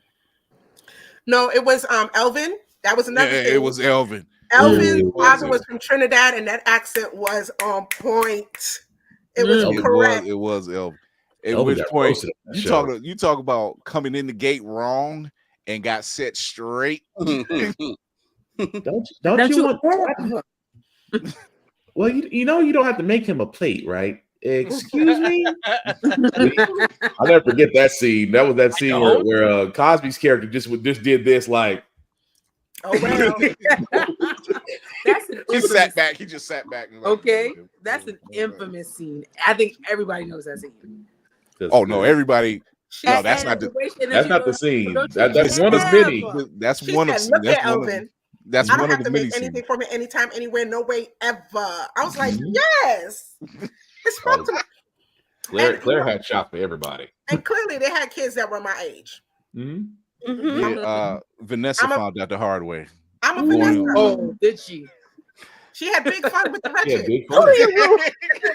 With the wretched. February 3rd. He said February 3rd. February 3rd in Baltimore. She decided to have big fun. Fun with the wretched.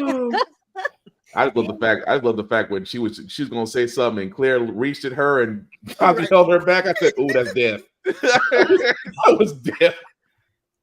He was like, "Oh no."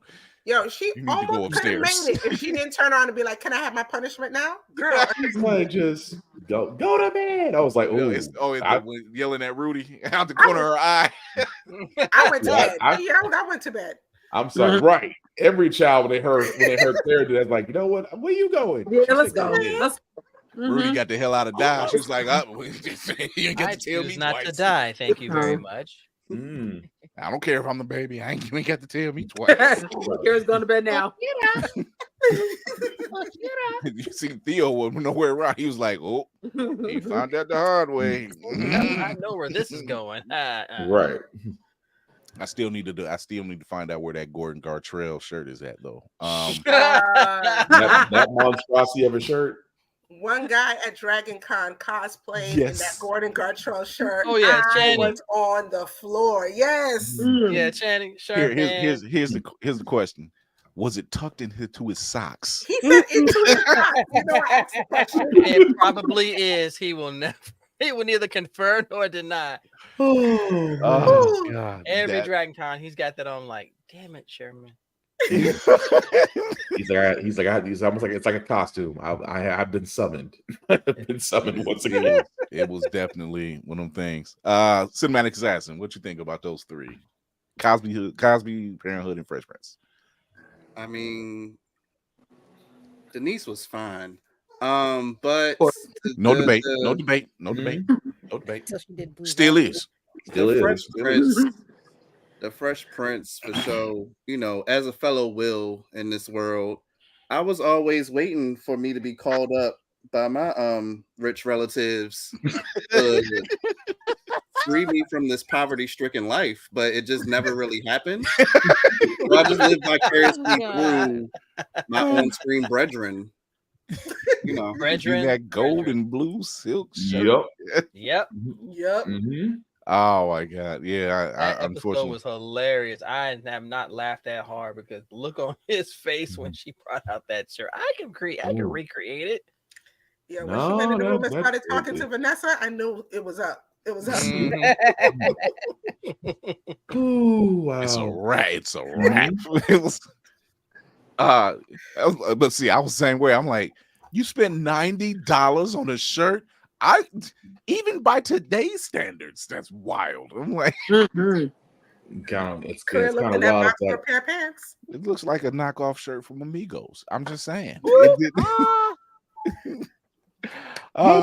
Lady Mandalore, out of those three shows. All right. Cosby Show was definitely the show that the family we all collectively gathered around at what time was it? Thursday at 8 o'clock. 8 o'clock. Yeah. I think it was a Thursday or something like that. It was always Thursday at 8 o'clock. It was Thursday too. And yeah, we have family time, and this is what we were supposed to be, and this is who we're going to attempt to be. Don't fuck around and find out. Let me see. School, and Claire ain't got shit on me because if you can't get to that phone fast enough, there's not going to be a Different World spinoff for you, baby. Wow. I will say it was damn near ingenious for Cliff to cut the middle of the cake out and stuff it with paper towel and cover it back up with chocolate icing. I thought that was quite ingenious. Yes. I was just like, man, if you're gonna go, oh man, Tafari. I mentioned Fresh Prince, Parenthood, and Cosby Show. Out of those three, what's the takeaways? It's gonna be Fresh Prince for me. Just because growing up, I don't know if anybody watched when they used to have, what was it, Nickelodeon had Noggin, and then it would turn into the N. And they would always have Fresh Prince on like right at the start of it. Yeah. So growing up at the time, there was two shows I really related to at the time was Everybody Hates Chris. What do you want now? Everybody Hates Chris and Fresh Prince, because at the time my cousin was living with us, so he was like our Will, and I was like his Carlton. What up, Nix? My sister was basically like his. What up, man? My sister was like his Hillary, and at the same time, I was also like black, going to a like 90% white middle school, so I kind of related to what Will and Carlton and Chris were dealing with, and I kind of just, that was one of my comfort shows to come to every day after school, and then it kind of, Lord, I don't want to. I feel bad saying some Black History Month. Like growing up, the show kind of like transcends race, but then you get older and realize, oh, this is a story about a rich Black family looking out for their less fortunate family member with a house so big, all the aunties and uncles can come over and they have room for everyone, which is like. But when all the aunties and uncles came over, it was blackety black. Right. I personally love the Diva episodes. Yeah, and of course, our very own Aunt Jennifer Lewis was one of the sisters. So, and who was it? Aunt Janice was the one who had the white husband, Dietrich Bader. It was Aunt Janice who had the white, but he wasn't that Dietrich Bader? Yeah, that was Dietrich Bader. Batman. She married Batman. She married Batman. Exactly. So yeah, it was just that. I'm just like, yo, like Ann was about the culture, Uncle Phil was about the culture, Aunt Viv was about the culture, and you seen that in one of those episodes where they had one of their old friends from the Black Panther Party showed up. I'm like, yo, y'all go there. He done sold out. She called him by his revolutionary name, and I'm like, oh yeah, you was in the trenches, my guy. Very much went through like a stage of being every character on the show, because as a kid, I was Carlton as a kid. I didn't understand the whole getting pulled over episode. And then I got older. I was like, when Will throws himself on the car, I was like, oh, okay, now as an adult, I'm like, now I get it. Now that this has happened like 6 times this month, I get it. Jesus. Oh my God. Navy. Whew. For me, it was the Cosby Show. Simply because growing up, I was a huge fan of Bill Cosby's stand-up. All of his, I listened to his LPs. I memorized just about every single set that he had. Every last one of them. And I loved all of them. So to see him come to life and just do that was a family that you could relate to. I know I could on a lot of levels. I felt like Theo because I was surrounded by sisters and it just got horrible at times. I said when I said the oldest of 4 and I'm the only boy, man, them odds were stacked against me. You was outnumbered, outdone, and outmaneuvered in any way. Man, I'm telling you, you ever get beat by a Barbie? It is not a thing to want to remember. Them legs hurt.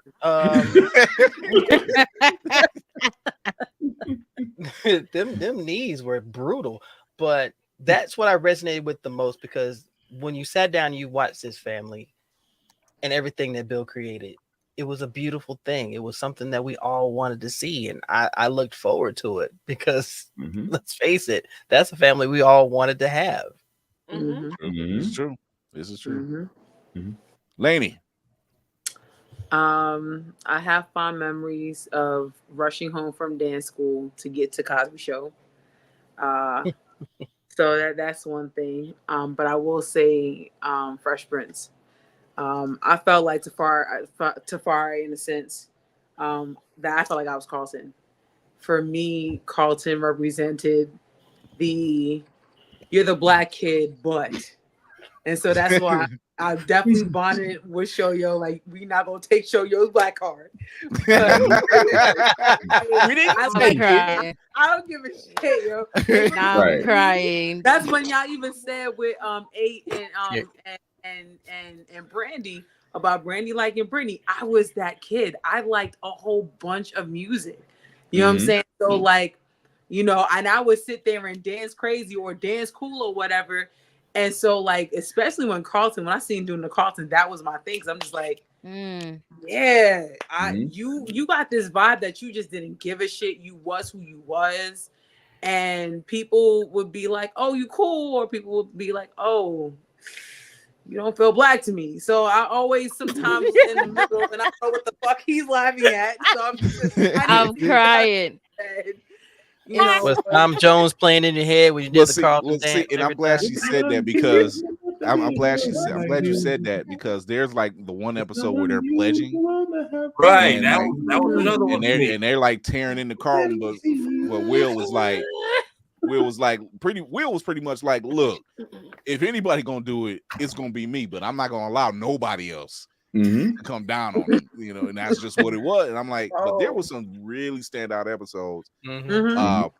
One where they like as far as when they got pulled over, and Aunt Viv and Uncle Phil had to come down to that jail, and he ripped into their ass. Yeah. Oh, when Will got shot. Or when I Will was got about to say shot. that. I remember Carlton having the gun. You know what I'm saying? Give me the gun, man. Like, yo, the acting was so powerful at times. And the episode when Ben Vereen was there as his father. Yeah. If you did not shed a tear, you are not human. Now you can still shed tears right now. Everyone and LeBron James. Because when he left and he's like, why don't you want me? I'm like, right. I just don't want you, man. I'm like, and the fact that it was real, like he was holding that statue he gave him. He says, "Why don't he want me no more?" I was like, I was done. Like, I don't need him. I don't need this. I don't need that. Why don't he want me? And I was like, oh no, my heart. Even then, the young. You're right. Nick said Fresh Prince showed a necessary balance between blurs. Every Carlton needs a Will and vice versa. This is true. This is true. They used to rag on each other, but boy, if they didn't go to bat for each other, they do not fuck with my cousin. That part, Lady Mandalore, when they said like, you're not my cousin, Will, you're my brother. I'm like, and we've come full circle. It's just like, could you do the dance one more time, Carlton, as he plays Tom Jones track? Just it's crazy. It's not the Carlton dance no more. Realizing Uncle Phil is a pool shark is always a plus. So do y'all remember the episode when Carlton just freaked out? He ran through every set. How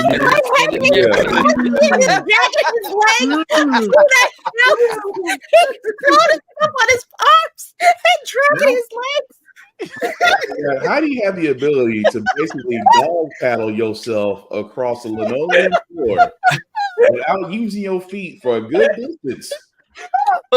I pissed on myself laughing because here he comes.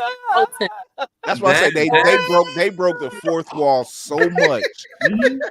They're just like, we're just gonna break all the rules. Like, we don't care. The one at that point just said, "Fuck it." Why are we even trying to restrain him? Just let him go. You could be the cameraman on that set because that camera would have been shaking from me laughing that hard. Like, this fool is really going from set to set right now. That episode where they had John Witherspoon and they left him in the woods and they're undoing the set, and he's still in character. Where's that boy, Wilbur? Where? The opening scene. John Witherspoon was Neil Long's father, right? Yeah. No. John Amos was Neil Long's father. Yeah, there we go. Yeah, right. You're right. John Witherspoon was Cree Summers' dad. Yeah, there we go. Yeah, they had some. They had everybody was on that show. Queen Latifah was on the show. Oprah was on the show. I'm not even making that clown. Vivica Fox. Vivica Fox was on the show. Yeah, I'm sitting up there. I'm like between Will and Carlton, y'all had some beautiful women showing up for y'all. I don't know, the Pam Grier episode was something crazy because like even Uncle Phil was like, I can't get too mad at you. That was the episode where Uncle Phil was looking. You just saw Vivian's eyes look at him. He snapped right back to attention. That was his old girlfriend too. He was like, wait, and then my son, he was like, what? That was my only thing. Like I kind of liked the whole Will Lisa dynamic, and then we made them step siblings and never talked to her again. Right. That was odd.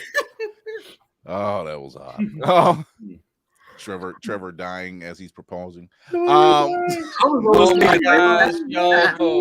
was naive, so I was like, maybe there's just like an uncut version of the DVD they won't show. I didn't realize they just was doing sound effects. Maybe he gonna get off the ground. So here's another one. Oh, A Different World. Here we go. Let me get my chair ready. This is the series that has made every person in the blurred community want to go to college, and preferably at HBCU. I know, because they wanted to meet Freddie. That's what it was. Everybody. I wanted to meet Freddie, but I was more akin to Kimberly. Facts. Right. Facts. I ain't gonna lie. I was a Kimberly stan too. Yeah. So look, next, if that tour comes your way, you know what to do. Whoever runs call me and talking about we going. Oh my god! I see whoever runs the Hillman Files didn't get an invite, but they made it in the building. I'm like, I thought that was crazy. I'm like, yo, the one that's who you need to go grab. But yeah, that show actually stood out for me on so many levels. What is it? Yeah. I mean, you're not wrong. He's not wrong. Between there was Yamage, ladies and gentlemen. We had Yamage. I'm doing binge one of these days. It is. I mean, it's one of those shows that just really stood out, and they tackled a lot of topics. That's when we found out Dean Cain was racist. Oh, that was what a scene that was. When you found out Superman wasn't playing a role, he was playing himself. Bruh. I had you know what it was? I had 1 year of having black roommates, and we just ran through like every black exploitation or black thing we grew up with. So just comparing between Orlando, Tampa, and Chicago, and that was just our room for like a good 8 months. Like I had never seen the Wood. I'd never seen the Wood or Juice before college. Okay, well, no judgment. You're not missing anything. No. I think Different World really. What you say, Shoyo? No, I just said, What I loved about it is A Different World actually contributed to a lot of cinematic features that focused on HBCUs. And the fact that after the first season of A Different World, HBCUs applications and acceptances doubled for the first season.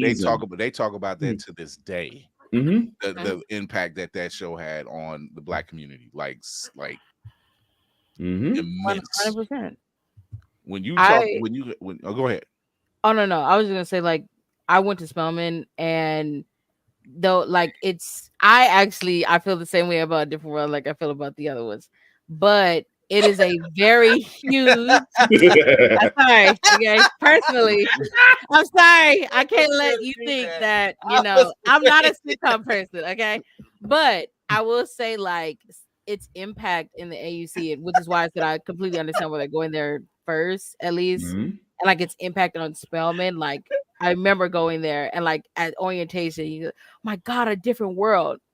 Oh my goodness, like have you seen it? They want to talk about it, all this stuff, they want to take the pictures in front of and it's like it really did impact a lot of people that I wanted to live that life for a lot of people that did go there, even in the late 2010s or the mid 2010s. So it's just like obviously its impact trend has like been generational because it came out 90s. 20, yeah, over 20 years ago. Yeah. So it's like the impact is there, and I don't think it's ever gonna fade away, which is why I also think they're there right now. Lord Stryker on IG, he says the season 5 of Dwayne Wayne versus Dean Cain was pivotal to our true perception even to this day. Yep. Facts. To this day. Facts. To this day. Like you look at that now, you're just like, ain't nothing changed. Between him and the cop was a surprise. Oh man, where he sat there and said, "Oh, you just think I'm just some racist honky, don't you? Don't even think about the fact that I marched with Martin Luther King right beside him that day, but you want to look at me and judge him, and yet you think I'm just as bad as he is." I was like, "That's a different okay." Look, they really went there when it comes to race, when it comes to HIV and AIDS. When it comes, that was right when it was hot. Whoo. When HIV was hot, and teaching like sexual assault was huge. Sexual assault, yeah, man, that was intense. Like the sexual assault, domestic violence. They that one, yeah. Oh yeah, they hit the mark. Even the Rodney King verdict and the outbreak that had, and I'm just like, yo, this show's getting ready to come back, and that's how they tackled it. And I'm like, yo, that show did have a lot with me, resonated a lot with me as well, because it's part of the reason why I only applied to HBC. Well, I applied to some SUNY CUNY schools because I lived in New York, and then most of my applications outside of that were all for HBCUs. I got accepted to all of them, but I wanted to go to HBCU, and my shut up.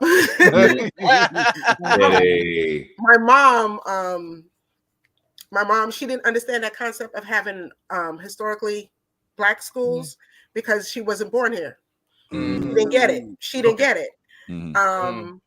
That kind of helped with, showing her like, what these school things are like. But she was like, "You're not going there to party. All you're going there to do is party." I mean, but yeah. Between that and school days, I mean, right. Oh yeah. She's like, "All you're going to do is party. You need to go and look at your books." Don't forget higher learning. Ooh. Dwayne is the reason why Olivia Pope's dad turned out the way he did. I never put that together, but thank you. What? Kadeem is the real villain. I can't say Kadeem was the villain, but then again, he did pull Alicia Keys. He really gaslights the shit out of Whitney sometimes. You gotta have a lot of riz to go to a woman's wedding confessing your love as you get pushed out, you get thrown out. And for her to turn around and be like, "Yes, that's true." Although my house did erupt in applause, like we were like, finally, let's get this together. You look back now, you be like, that was a bit toxic. Right. It's like that Jagged Edge. It's like that Jagged Edge song, "Let's Get Married." It sounds nice at first, but when you think about it, it's really fucked up. Right. Like, I ain't got nothing else to do. Let's get married. I'm bored. Let's get married. Okay. It's up there with Martin with the bring stop. Yeah. Full stop. Lord. Full stop. I'm gonna put it up for me. Will you marry me? Not me and me. Are you happy now? I'm like, oof. Right. That was just rough. That was terrible. And I'm gonna jump ahead because this one's already making a lot of impact. Yes, sir. Yes. Abbott Elementary. Yes. Gregory is my spirit animal. I ain't gonna shade you. Every time he does that look, and I'm like, yeah, I've done that a lot. You've done it a lot. Yeah. You just look off into the imaginary camera when stuff happens. Just I've looked and said things. And my wife is like, "Who are you talking to?" I said, "It ain't no audience there, but don't worry about it. I'm not." The sentiment is clear. Just know somebody gets it. But what actually is cool about Abbott Elementary is you are kind of shining a light on the educators. Quinta Brunson is really doing something that she has already been told by educators, like, thank you for actually showing us in a positive light and what we deal with. Go ahead, lady. You got some in your heart. Go and say it. Man, I just agree with you. I watched I think last week's episode where a kid was caught smoking, and the dialogue they had about, like, is this really suspension worth or whatever? Because the way that it was, like, he just didn't realize the impact of it, you know. And we have these conversations all the time, you know. Or like, I'm in a charter, but I also was in a public school. That whole dynamic last season, I've lived both of those things, you know. Like, he really has captured, and especially from the Black, like, experience of being an educator, she has captured a lightning in a bottle. It is so great to see. Perfect. And this sentiment that Nix puts up is true. We feel the same way. Like, watching her come from he got money to she got Emmys. Yeah. Like, I seen a video. What was a video last week? I shared it in the group chat, and they was showing her, like, old video when she was Millie rocking through all the different continents. And I'm like, she has come so far, and I love it. And, but she also stay true to herself, and I love that. And so that's why I can appreciate. I'm like, but yeah, seeing a show like that is like part mockumentary, part comedy, part serious, is just like, I like this. And you're being true to it, and you're doing it from you're from Philly. You're doing it from Philly, so you know you didn't walk away from it. And it's like somebody actually said, you know what you need on that show, and they told her, I think they said like a gardener or something, like, or a mailman or something. Mailman. That's what a mailman. She was like, she thought about it. She's like, we do need a mailman on this show. Somebody's been saying they need to get Vincent Martella back so they can have the Chris and Greg dynamic back from Everybody Hates Her. Yeah, he said he's down to do it. He said give him a character, he will play it just to be back on screen with Tyler. All of a sudden, they got that weird moment of you look familiar. You're not alone, Nix. You're not alone. I didn't know there was the whole thing about him, and people thought him and Orlando Jones could be an actual, like, TV dad and son. Those genes are strong. I'm sorry. Interviewing Orlando Jones 2 years ago at BlurCon, did a great job, and literally said that. I didn't know about the whole thing until somebody said, "Oh wow, Quinta actually put this in the script." And then apparently, I guess she pissed off some people when it came to the charter school stuff. They was on her head for like that entire season. They just mad because it's realistic. I know as an educator, it is realistic. Everything is to a point. Speak on it. Yeah, it's needed. You're living the charter right now. Yeah. But I've done both. I started my career in public school for a while, and I'm in charter, but I'm also in a charter that's not taken over by a company, right? So, like, I do know that there are company-run charters, and that is real. But I also know, like, mine and shit. She's back in. Keep going, lady. Keep going. Okay. You're there. You're still there. I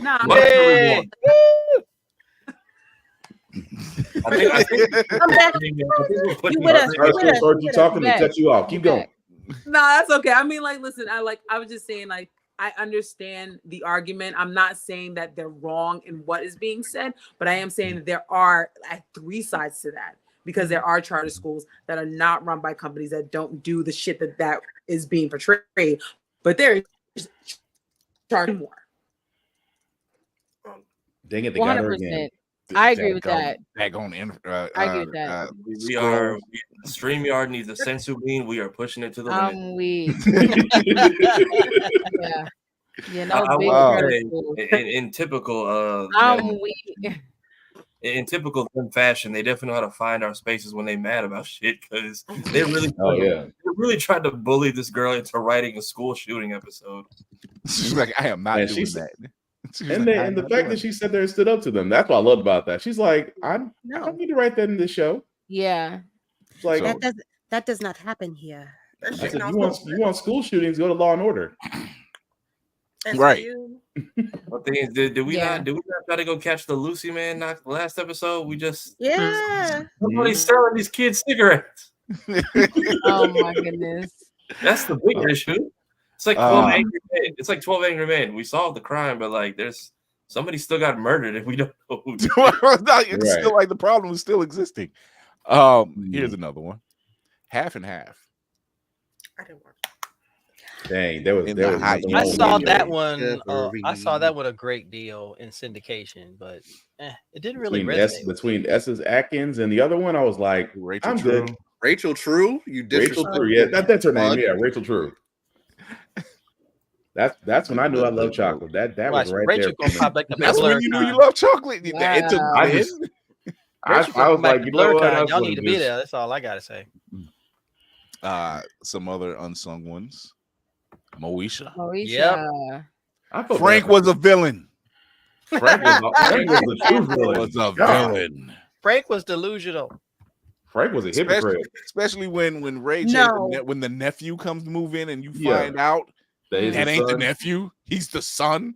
I just clocked in on that episode one day. You brought your son home, and I'm just like, ma'am, like, did you check me? Did you do Auntie Cheryl Ralph dirty? You know who the real fucking villain in that show was? Subaru, the producer, Ray J, because he gave us fucking Kim goddamn Kardashian. He's the real goddamn villain. He's the villain. Actually, I think he did that during the one-on-one era, which was after that show when he became D-Mac. It was the pimp. Yeah. Either way, he was up in it. That's all I gotta say. He was just an innocent jacket in that Frank show. was always only got one wish.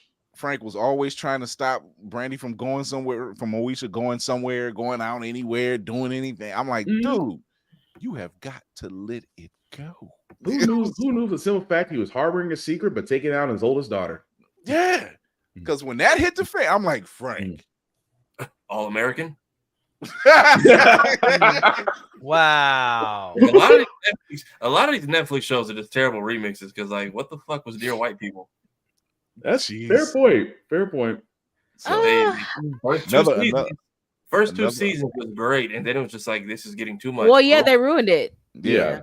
They ruined it. Like they always do. And they're total dicks, worse than the whites, by the way. Yeah. And then they made season 4 a fucking musical. Which was so unnecessary. Yeah, you got the season 4? I like to try to finish things. I didn't watch season 4 until November of last year, and it came out way. I remember. I wanted to finich it because I had time. I was house sitting, and I was like, you know what? I got time. Let me try this. An Instagram video from her with a very loud "What the fuck is this?" No, I didn't. I did send Tafari. I was talking to Tafari. I was like, I literally cannot believe they did this shit. It's one of those things where it's just like it was good when it started, and now you're just here to watch. You know you're gonna crash and burn. You just want to see how rough the landing is gonna be. Like I think that's just what they do when they just decide, oh, we want to make 4 seasons, but we don't know what the fuck we're gonna do with the last. When you go beyond it, when you go beyond, when you don't have a back end, when you don't have an ending, you just kind of fall. Let's be honest. Once you made it to the musical season, that's pretty much the curtain right there. It's like that's the Supernatural. How they made a season. Not an episode. The Hamilton phase, ladies and gentlemen. No. There's no such thing as a healthy black relationship in these shows because it's like, man. Well, unless you have like these other unsung, like In the House. Oh yeah. In the House was a low key Fresh Prince without basically just you saw more older Carlton, but you didn't. What was his name? Carlton was in an episode and then he came back as a different character. He did. I'm gonna skip one because I'm gonna come back to it, but Smart Guy. Okay. Underrated show. Very underrated. And it was positive. Very positive. Look at Boys in the Hood. Made it out. It was wild seeing him like that. I'm just like, made it out. Taj Mowry low-key gave us 0, so thanks for that. Here's another one. Sister. Also a good one. I don't blame you, Roger, for never going home. I don't blame you for always knocking on the door. That is weird one. It's weird seeing Tim Reed as a dad and not from the Richard Pryor show. I have to kind of separate that. That was another one I liked. Look, when Roger had his moment and he glue up, they were just like, "Oh, no, it's too late now, ladies." When Immature became IMX. Yeah. I was a child. Why did they bring Rhonda back as a dude one season? Was that like a joke or a gag I missed? I gotta rewatch the girl who was like a bully, and they just came back like she came as like a swole football player one day. It was like, and I'm just like, what am I missing? Like, Her here's ex-chain manifested. Go look it up. Here's another unsung. My wife and kids. Unsung? Is it really? Oh my gosh. Yeah. They don't talk about it enough. They don't talk about it like they should. That show was it was amazing. Yeah, so it's hilarious. Terry Crews. Yeah. Who is that child? It was good. They had some really good episodes. Who is that child? He said, was it Junior's girlfriend's parents? Yeah. He was like, you got a towel? I got some wolf still in my teeth. Like, what are you doing? Like, he threw a rock at his head. He was looking around like it doesn't hit him. Like, yeah, show was wild. When he got points taken out, they said you get points just for spelling your name right. How did you get this score?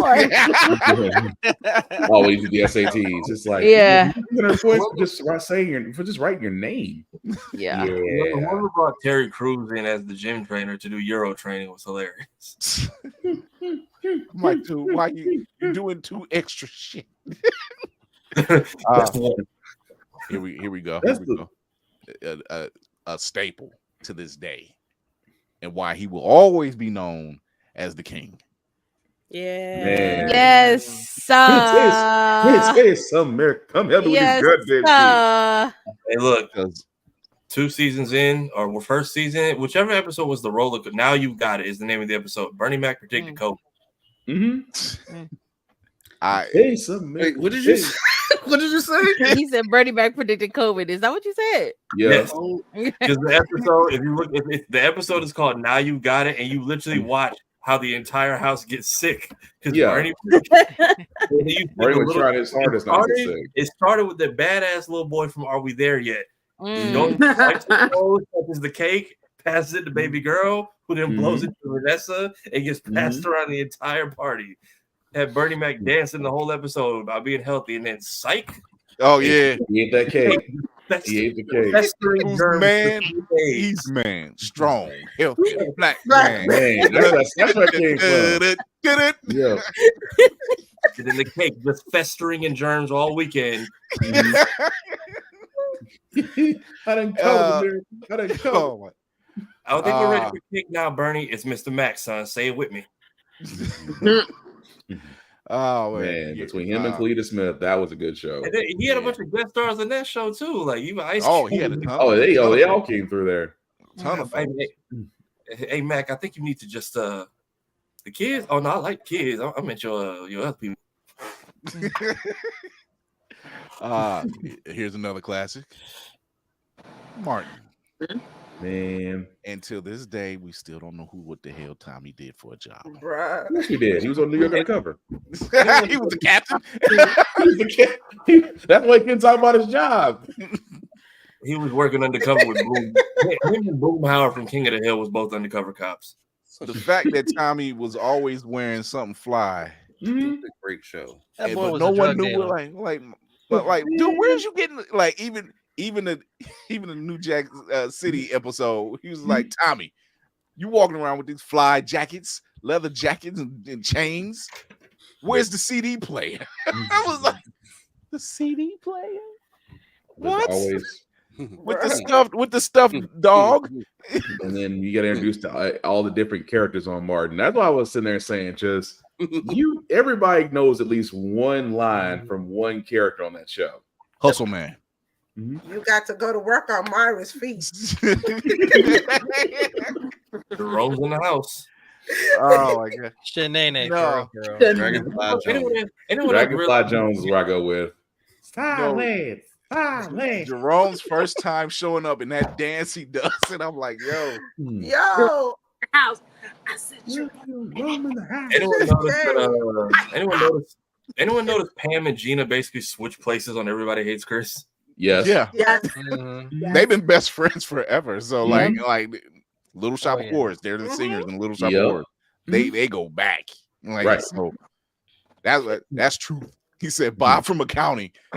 Not Bob from what your problem's gonna be. What your problem is your 401k's fucked up. No, but Hustle Man still to this day, Hustle Man selling barbecue chickens. Oh, bro, man from the fifth floor. From the fifth floor. Bro, man, to the spotlight for me. And Him and his limp. Just chilling. And Miss Bring Jerry. them spoons. He's like, I got an idea. The t-shirt. Big Shirley.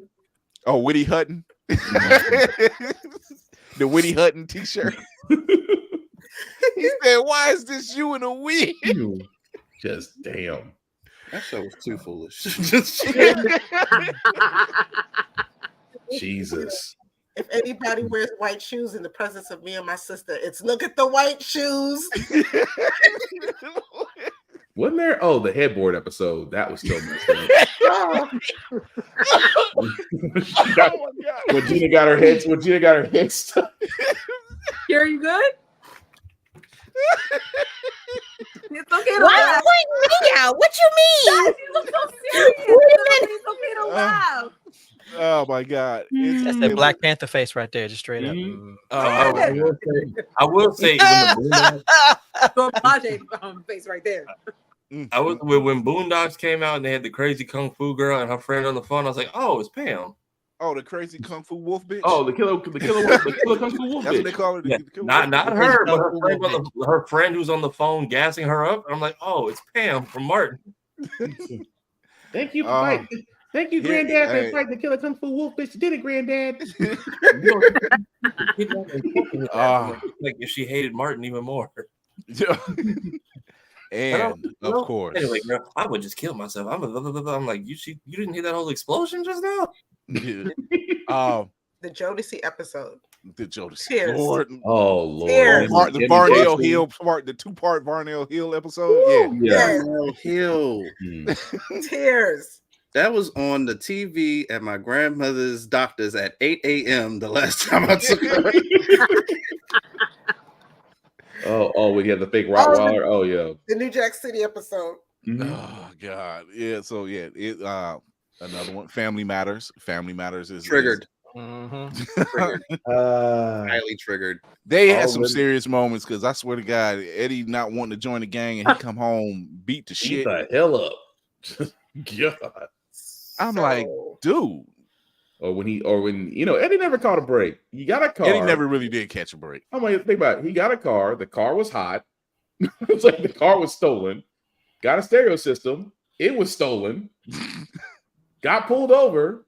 Lost the car. It was stolen. Like, God, you Eddie, just look like no love. Eddie, no love. Then he finally decides, I'm going to be a cop. Yeah, because you really ain't got other options at this point, my guy. Want to be a cop? It was stolen. Right on Matters. Monkhouse. Yeah, right on. Makes you know what it is because look, Myra was down. Yes. Myra was down. She didn't play about Steve. She's a little obsessive, but little crazy. She didn't play. I mean, she was. I love seeing Laura get jealous every time Myra came around with Steve. She slowly started getting jealous. Laura was big trash. Listen, Family Matters was so triggering for little skinny glasses wearing black boys all across this country.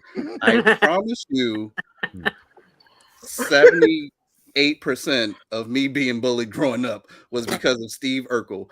I disliked Jaleel White so intensely growing up. It was personal. I ain't like him. I ain't like Sonic. Not Sonic.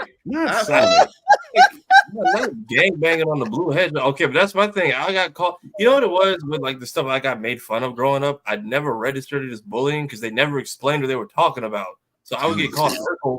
I got called Urkel until I was 15. Not once was the words "Family Matters" ever told to me. Like no one ever pointed out the show. They would just keep saying Urkel, Jaleel White, and Stefan. I'm like, I don't know who any of those three people are.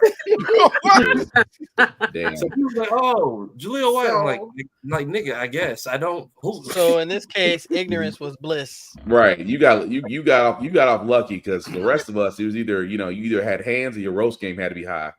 Yeah. I never forgave him for that damn. I never forgave them for that damn Urkel dance. I swear to God. Oh my gosh! I finally purged it out of my head, and you bring it back in. Thanks, the fact that he does the dance once, and then everybody knows. I'm like, yo, wait, stop, hold on, just wait. Y'all don't like dealing with this kid, and then all of a sudden he busts out a dance, and y'all just own. Okay, whatever. And for napkins to be on beat, napkins were on beat to the Urkel dance. A room a roof full. That was a party. That was a party, a roof party. And I'm like, wait a minute. When I was a kid, I got a lot of comments that I looked like Laura, and it drove me nuts. It did.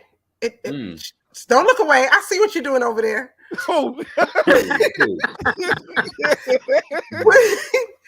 When I was about 14, when I was about 14, I used to get it a lot.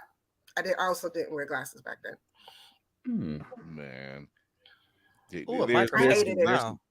The fact that what was the mom's name? I can't remember mom's name, but the fact that the aunt's Harriet. Harriet. Yeah. The fact that that her sister's restaurant caught fire. And the way she ran, I'm like, the dramatics are immaculate, I guess. She's doing a slight jog through the police and the fire department. No one's stopping her. Right, a brisk walkthrough. That was a power walk, if anything else. And she's looking for Laura. She's looking for Steve. I'm like, boy, you sweated that one out, didn't you, Harry? I still trip off when Steve came up with that was that transformation chamber. Oh Lord. And yet somehow this is why I said Steve should be on a watch list. That's when it started going. That's when it started going left. I'm like, yo, they just doing wild. No. The fact that the fact that this geek had access to things like, why has there not been a watch list he's been put on? How do you have hair from celebrities you shouldn't be having? Or explosives that you shouldn't be having. Like, why do you have a silk press as like to be Bruce Lee? Like, I don't. Why? I'm telling y'all, Steve lived Bruce alone. Lee and fight the Green Ranger. Like you got to fight Jason David Frank as a kid. I keep telling y'all, when you look at that, and as a kid, you're looking at that, you like, that ain't real. like why? Because that's the Green Ranger. That ain't happening. I got one worse for you. Know this man for 5 days did not rock the Power Rangers just to get dropped by a Chuck Norris kick. Oh my God. Before we close one day out, I gotta sit through that show eventually at some point. Yeah, it's when you have the youngest sister go upstairs to never be seen again. I just put that in the chat. I was just thinking about that too. Never came back. We saw her years later. Okay. We did.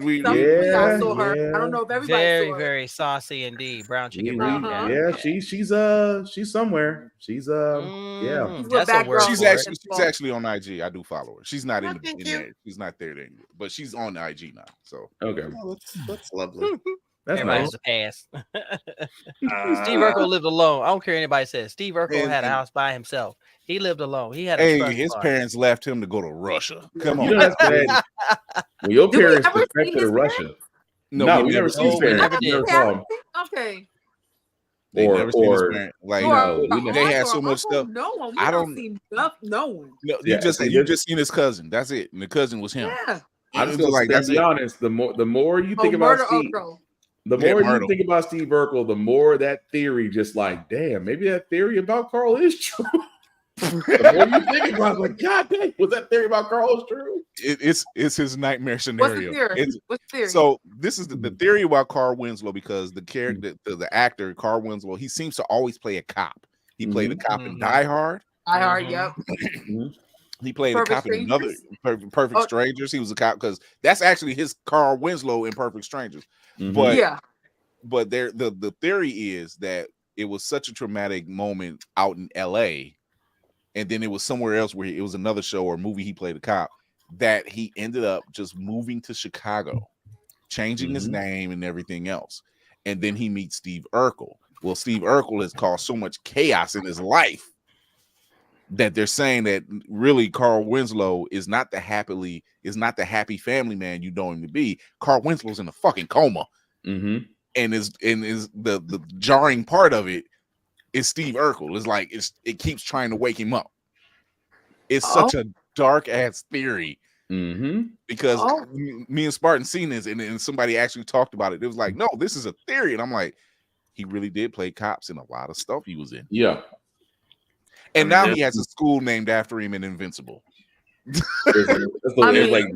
fact that you never and he's the principal. But that's the crazy part. Like during Family Matters, you never see any of Urkel's family members. Talks about them all the time. You never see them. So it's just like, God dang, they might have had a point about him.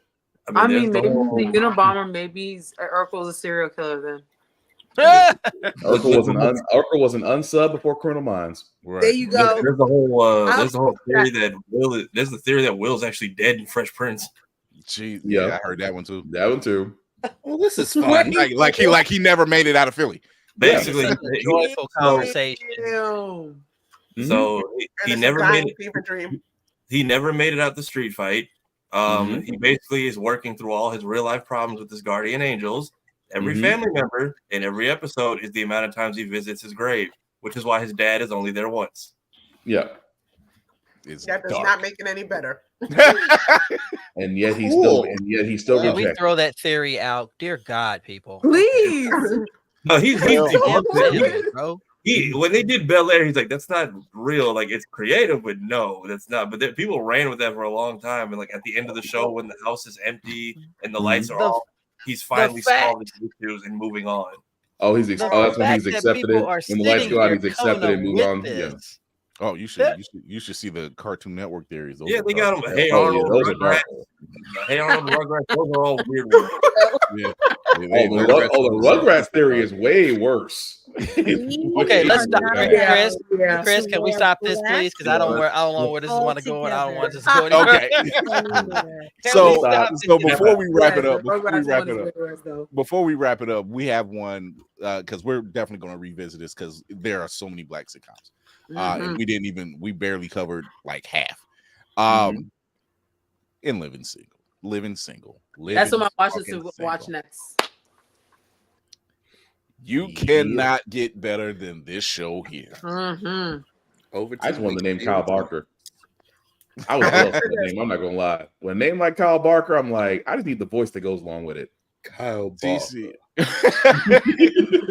That was actually pretty good. So this is a show, bar none, stands out as probably one of my favorite shows. Like, it came on after Martin. You didn't leave the couch. Nope. You didn't leave the couch. Martin came on at 8. Living Single came on at 8:30. You didn't leave the couch.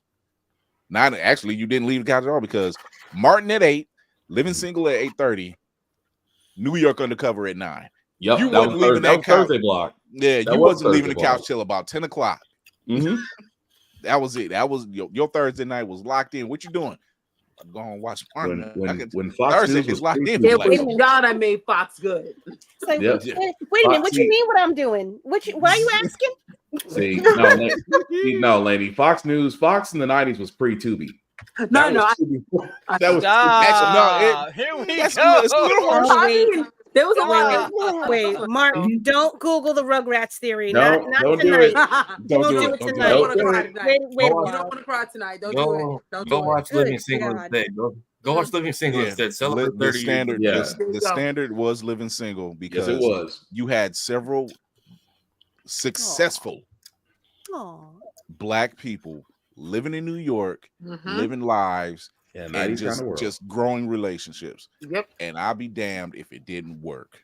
Yep. And it was perfect, especially the fact you saw successful lawyers, successful business attorneys. You saw a handyman that was full of knowledge. I was cool with that. And the one chick that didn't have her shit together but was trying to fake it until she did. She knew her way in the circles. Regine knew her way in some circles. They ain't Like all that. Happy 30th. So yeah, like these type of shows like that. So when you hear about that other show, thank you, ma'am. Yeah, that pretty much. All blasphemy in a coffee shop. Love you too. Woo woo woo. Black people don't exist. I can watch those shows. Is a show like Living Single. I can consistently watch and still laugh at and still really walk away saying that they really did that. And Black Lightning was on there. Yeah, Scooter. Yeah. And he almost didn't age, and that was like 20 years gap. It felt. Yeah, that's why when I seen when Black Lightning, I was like, I know his name is Cress Williams, but at the same time, that's Scooter. Right. I was like, between him and Heavy D dating Regina at the same time, that was interesting. So, yeah. Scooter was after Khadijah. Yeah. Heavy D was after Regine. Heavy D was after Regine. Well, Heavy D she was like at the same time, Regine was like, he ain't my type, but yo, my man had money. He broke her down. Was dating Scooter. He broke her down. Yeah. But those type of shows, Martin, which for some reason there's been a run of Martin bloopers on Instagram. There's been a massive run of on Instagram and TikTok. There's been a run of Martin bloopers, and the bloopers are hilarious. All the more reason why, because they're breaking, like everybody's like cutting loose. I'm about to say between that one and the Mark Cooper one with what's his face? Damn it! Oh no, Jamie Foxx. Jamie Foxx with Mark Cooper when he played the drill sergeant during the driving test. It made everybody break. I can watch that episode numerous because that's a hilarious episode. Because nobody's seen it. Nobody's seen it coming. Nobody's seen it coming. Don't you break, Braxton. Don't you break. As he's turning his face away. Don't you break. Don't break. Don't you break, B. Don't you. Are you a sissy boy? No, sir, I am not. Oh man.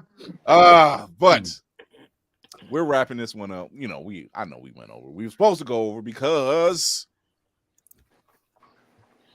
Black History Bonus Day. Right. Yay! Yep. Happy DLC Day.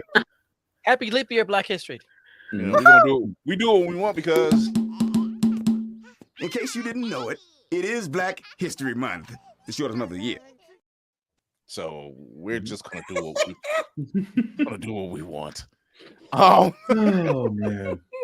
So with that being said, wrap-up protocol initiated, Captain.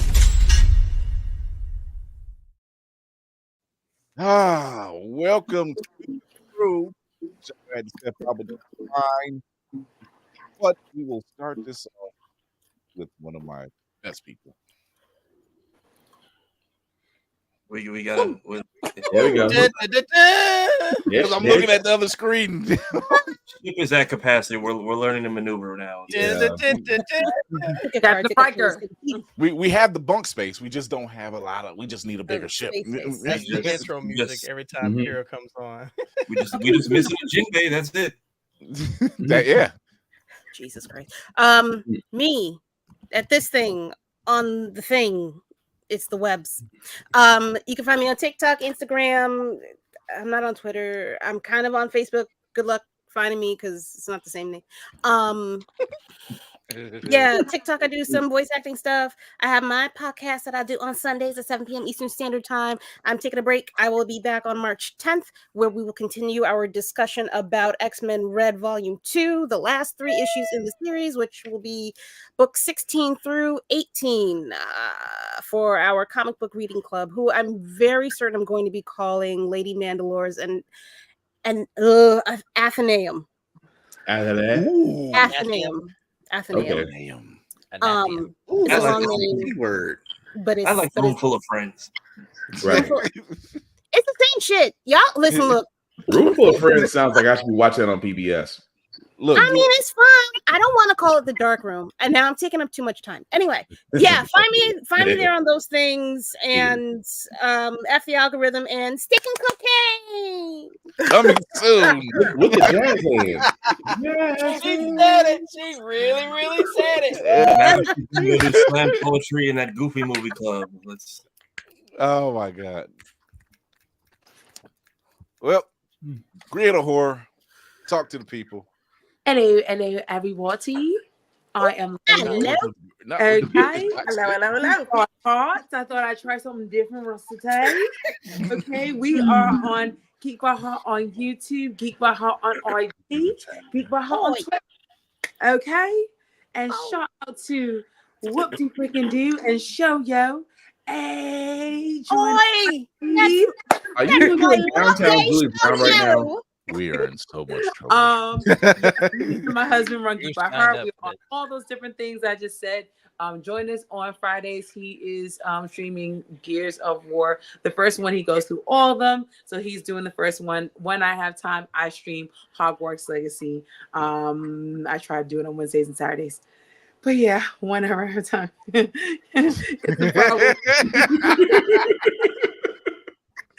a problem. Oh my god. Whoopie freaking dude. Yeah. You see how it feels? See how it feels? When you just pop up on you First like that, right? outro. You wasn't ready. Just dry. We saw those carbohydrates. We synced them. I'm Whoopty Freaking Do. I am one of the newest members of the team. You can find me on Instagram at right here, Whoopty Freaking Do. I just joined TikTok today. Oh, you can find me there. She waited till the chaos blew over. That's what happened. I am so sorry. Yeah, my sister dragged me into that. That wasn't my choice. And you'll never get out of it. It's a hole. Yeah, you kind of fall down in that hole, and it is what it is. What did he say? Oh my god. See? Just shoehorn that one in. Hey, I told you I got y'all in order. I love that shirt. Ladies and gentlemen, boys and girls, blurs of all ages, good evening, good morning, good afternoon. Once again, it is your blue glasses wearing, headband sporting, frosty bearded blurticore here. I'm stretching it out a little bit. You can find me over in Ya, so you can come and see Ya as we talk about Ya. You've been watching a lot of South Park lately, haven't you? Nope, I have not. Yeah. I have not. And I do join the amazing room full of blurs on the Lady Mandalorian's Anathema or consortium of comics, if you will, as we're talking about the brilliant amazingness. I have a Blurcore combo coming up very soon. I'm also going to be joining. Wow, I'm just drawing a blank here. Rocky is about to be on the Horror Podcast the 11th, so that's going to be dope. I'm doing content, and I'm trying to expand a little bit more on what I'm doing. But if you're not on board with Blur Station now, you guys, you have to get on board starting now, because the big things we've been predicting are coming true. That ain't just my mutant gene kicking in. Exactly. If you want to invest in something that you could own and call your own and support content creators of color, this is where it is. So, in the meantime, in between time, show love, show respect. Most importantly, be a shoulder for somebody and make them laugh too, because that doesn't cost anything. That's right. It's far. You can officially find me here on all platforms on Monday. The finger was a bit off. I had it ready, and then it like shrunk my page. Like I'm noticing we're all a little bit smaller when there are more of us in here. So normally it's like right there, but now I gotta adjust for 8 and 9. I'm fine. Can't have that off anyway, so don't get used to it. You can find me here on all platforms. I mostly just keyboard crip in the comment section and do the behind the scenes work for this channel. Thank you all for making my editing and suffering this month worth it. Thank you for 500. And then I'm doing my own channel damn near 2 times over. This is the end of my Black History Month domain expansion. As y'all see, I've been up here almost every week and on top of everyone else's shows. Not the domain expansion. The domain expansion was Black History Month DLC Day. It's Leap Day is done.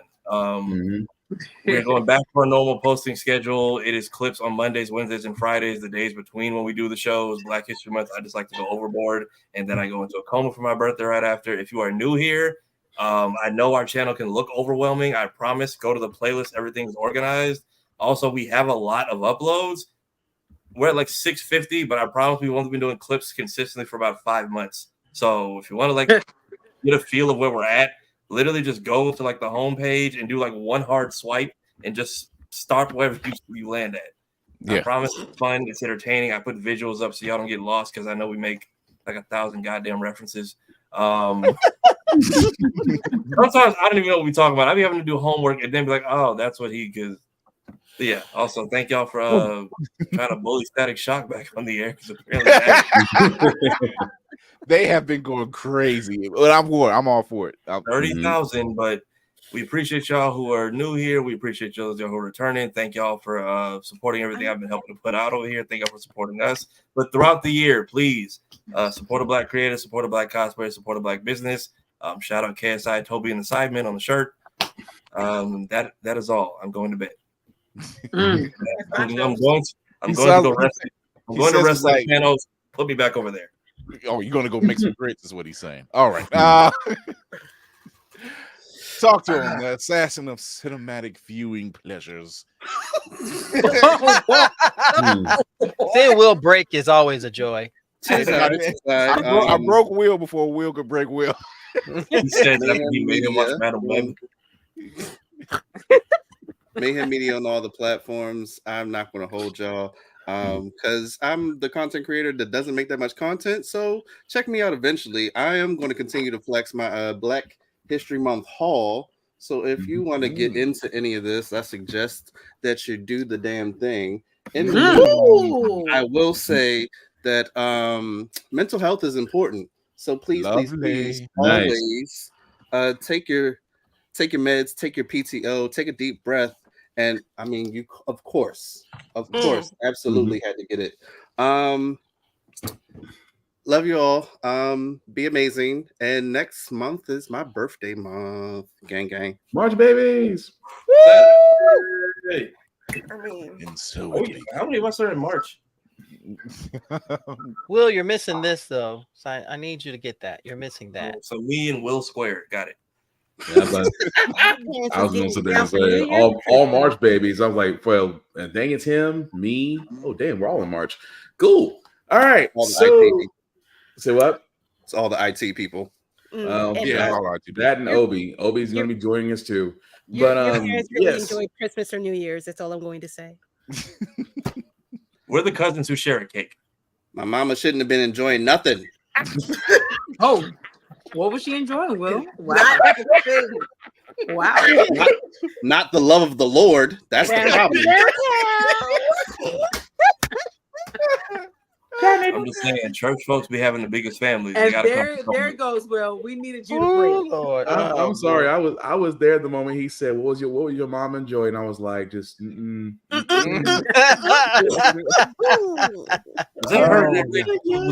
that her at that Radio Shack? Not the radio, Lord, and one day I will tell the clown story. It's not going to be tonight, but anyway. Wow. That being said, guys, of course you can find me Black_Spartan615 on the socials. I usually do reviews on everything, including wrestling. Why? Because wrestling is real and people are fake. I also do gym stuff because I like to try to stay in some sort of shape. Of course, I do have a couple podcasts of my own. How the Frack We Got Here, my political podcast every Wednesday at 7 p.m. My video game podcast, Get Bit, every Friday at 7 p.m. Both podcasts by their names can be seen or heard whatever you get your podcast from, as well as Facebook and YouTube. Definitely check out birdseyeView.org as I do the column for wrestling there. As we have been saying throughout the day, of course, happy birthday to Tafari for Another successful trip around the sun. Thank you to our new members that have come along the ship. We are so happy to have you. And at the same time, guys, we have been saying this at the beginning of the show. We will say this at the end of the show. Work, unity, it helps. These black cons, black hotels are out there. Work together. Just don't like and share. Just don't like somebody's stuff and walk off. Like, share, tell people about it. Word of mouth is the greatest algorithm that we have against it. As Kira says, F the algorithm. On top of that, guys, the same 3 rules still apply because con season is still coming around. And again, the same 3 rules apply. Number 1, respect the cosplayer at all times. If not, you run into me. And I'm friendly. Very friendly. I just show you to the door expeditiously in a vertical fashion. Number 2, wash your ass, not just by going to a con, but come on now. Bathe, deodorant, just normal things. Nobody wants to wash between your wash your ass. Wash your ass. That's what I'm asking you to do right now. Wash your ass. Wash up and yeah. No, I am not Cam Newton's bodyguard. Cam Newton does not need a bodyguard. Cam Newton does not need a bodyguard. But number 3 is the same rule that I have for myself as for everyone else, guys. In a world that is so very, very cold, be nice, be kind, don't be a dick, and we'll all be cool. Yeah, Cam Newton's hat doesn't need a bodyguard. Jeez, man. And it was someone that jumped him. Kira, stop that. Oh my God! Thank you, everybody, for tuning in. If this is your first time here, go over to the YouTube channel, show your love, like everyone else has been doing. Hit that subscribe button and that notification bell. You can listen to us wherever you listen to your podcast, including Spotify, iHeart, Apple, and the Be On Air network. You can also watch us on Always Press Record TV. That's APR TV. If you have a Roku or Amazon Fire device, that's right. And if you've been paying attention in the past week and some change, Blur Station has been making some powerful moves. Blur Station is not done making powerful moves. We are the News Corps team, Blur News Network, over at Blur Station. Yeah. You think we're done? Wait till tomorrow. We got some shit for y'all, motherfuckers. I put my announcement out early just to abuse one of the algorithm. Thank you, God, for extending my 20s one more day. If you haven't heard, yes, Blurred Station has signed up Michael Jai White. Blurred Station has also signed up his wife Jillian White. Both amazing martial artists, martial artists and actors in their own right. We'll see. We ain't done. My mutant gene kicked in a while ago, so if I'm saying something's happening, something's happening. Don't ask me what. We got some for that ass. We got some. Or it requires ointment. I don't know. So. Yeah, one or the other. I prefer not that one, but but you can catch us live Tuesdays and Thursdays, 8 p.m. Eastern on YouTube, Twitch, and IG. Show your love to all the people around you. Support a Black creative. Continue showing your love to a Black business or a small Black business as well.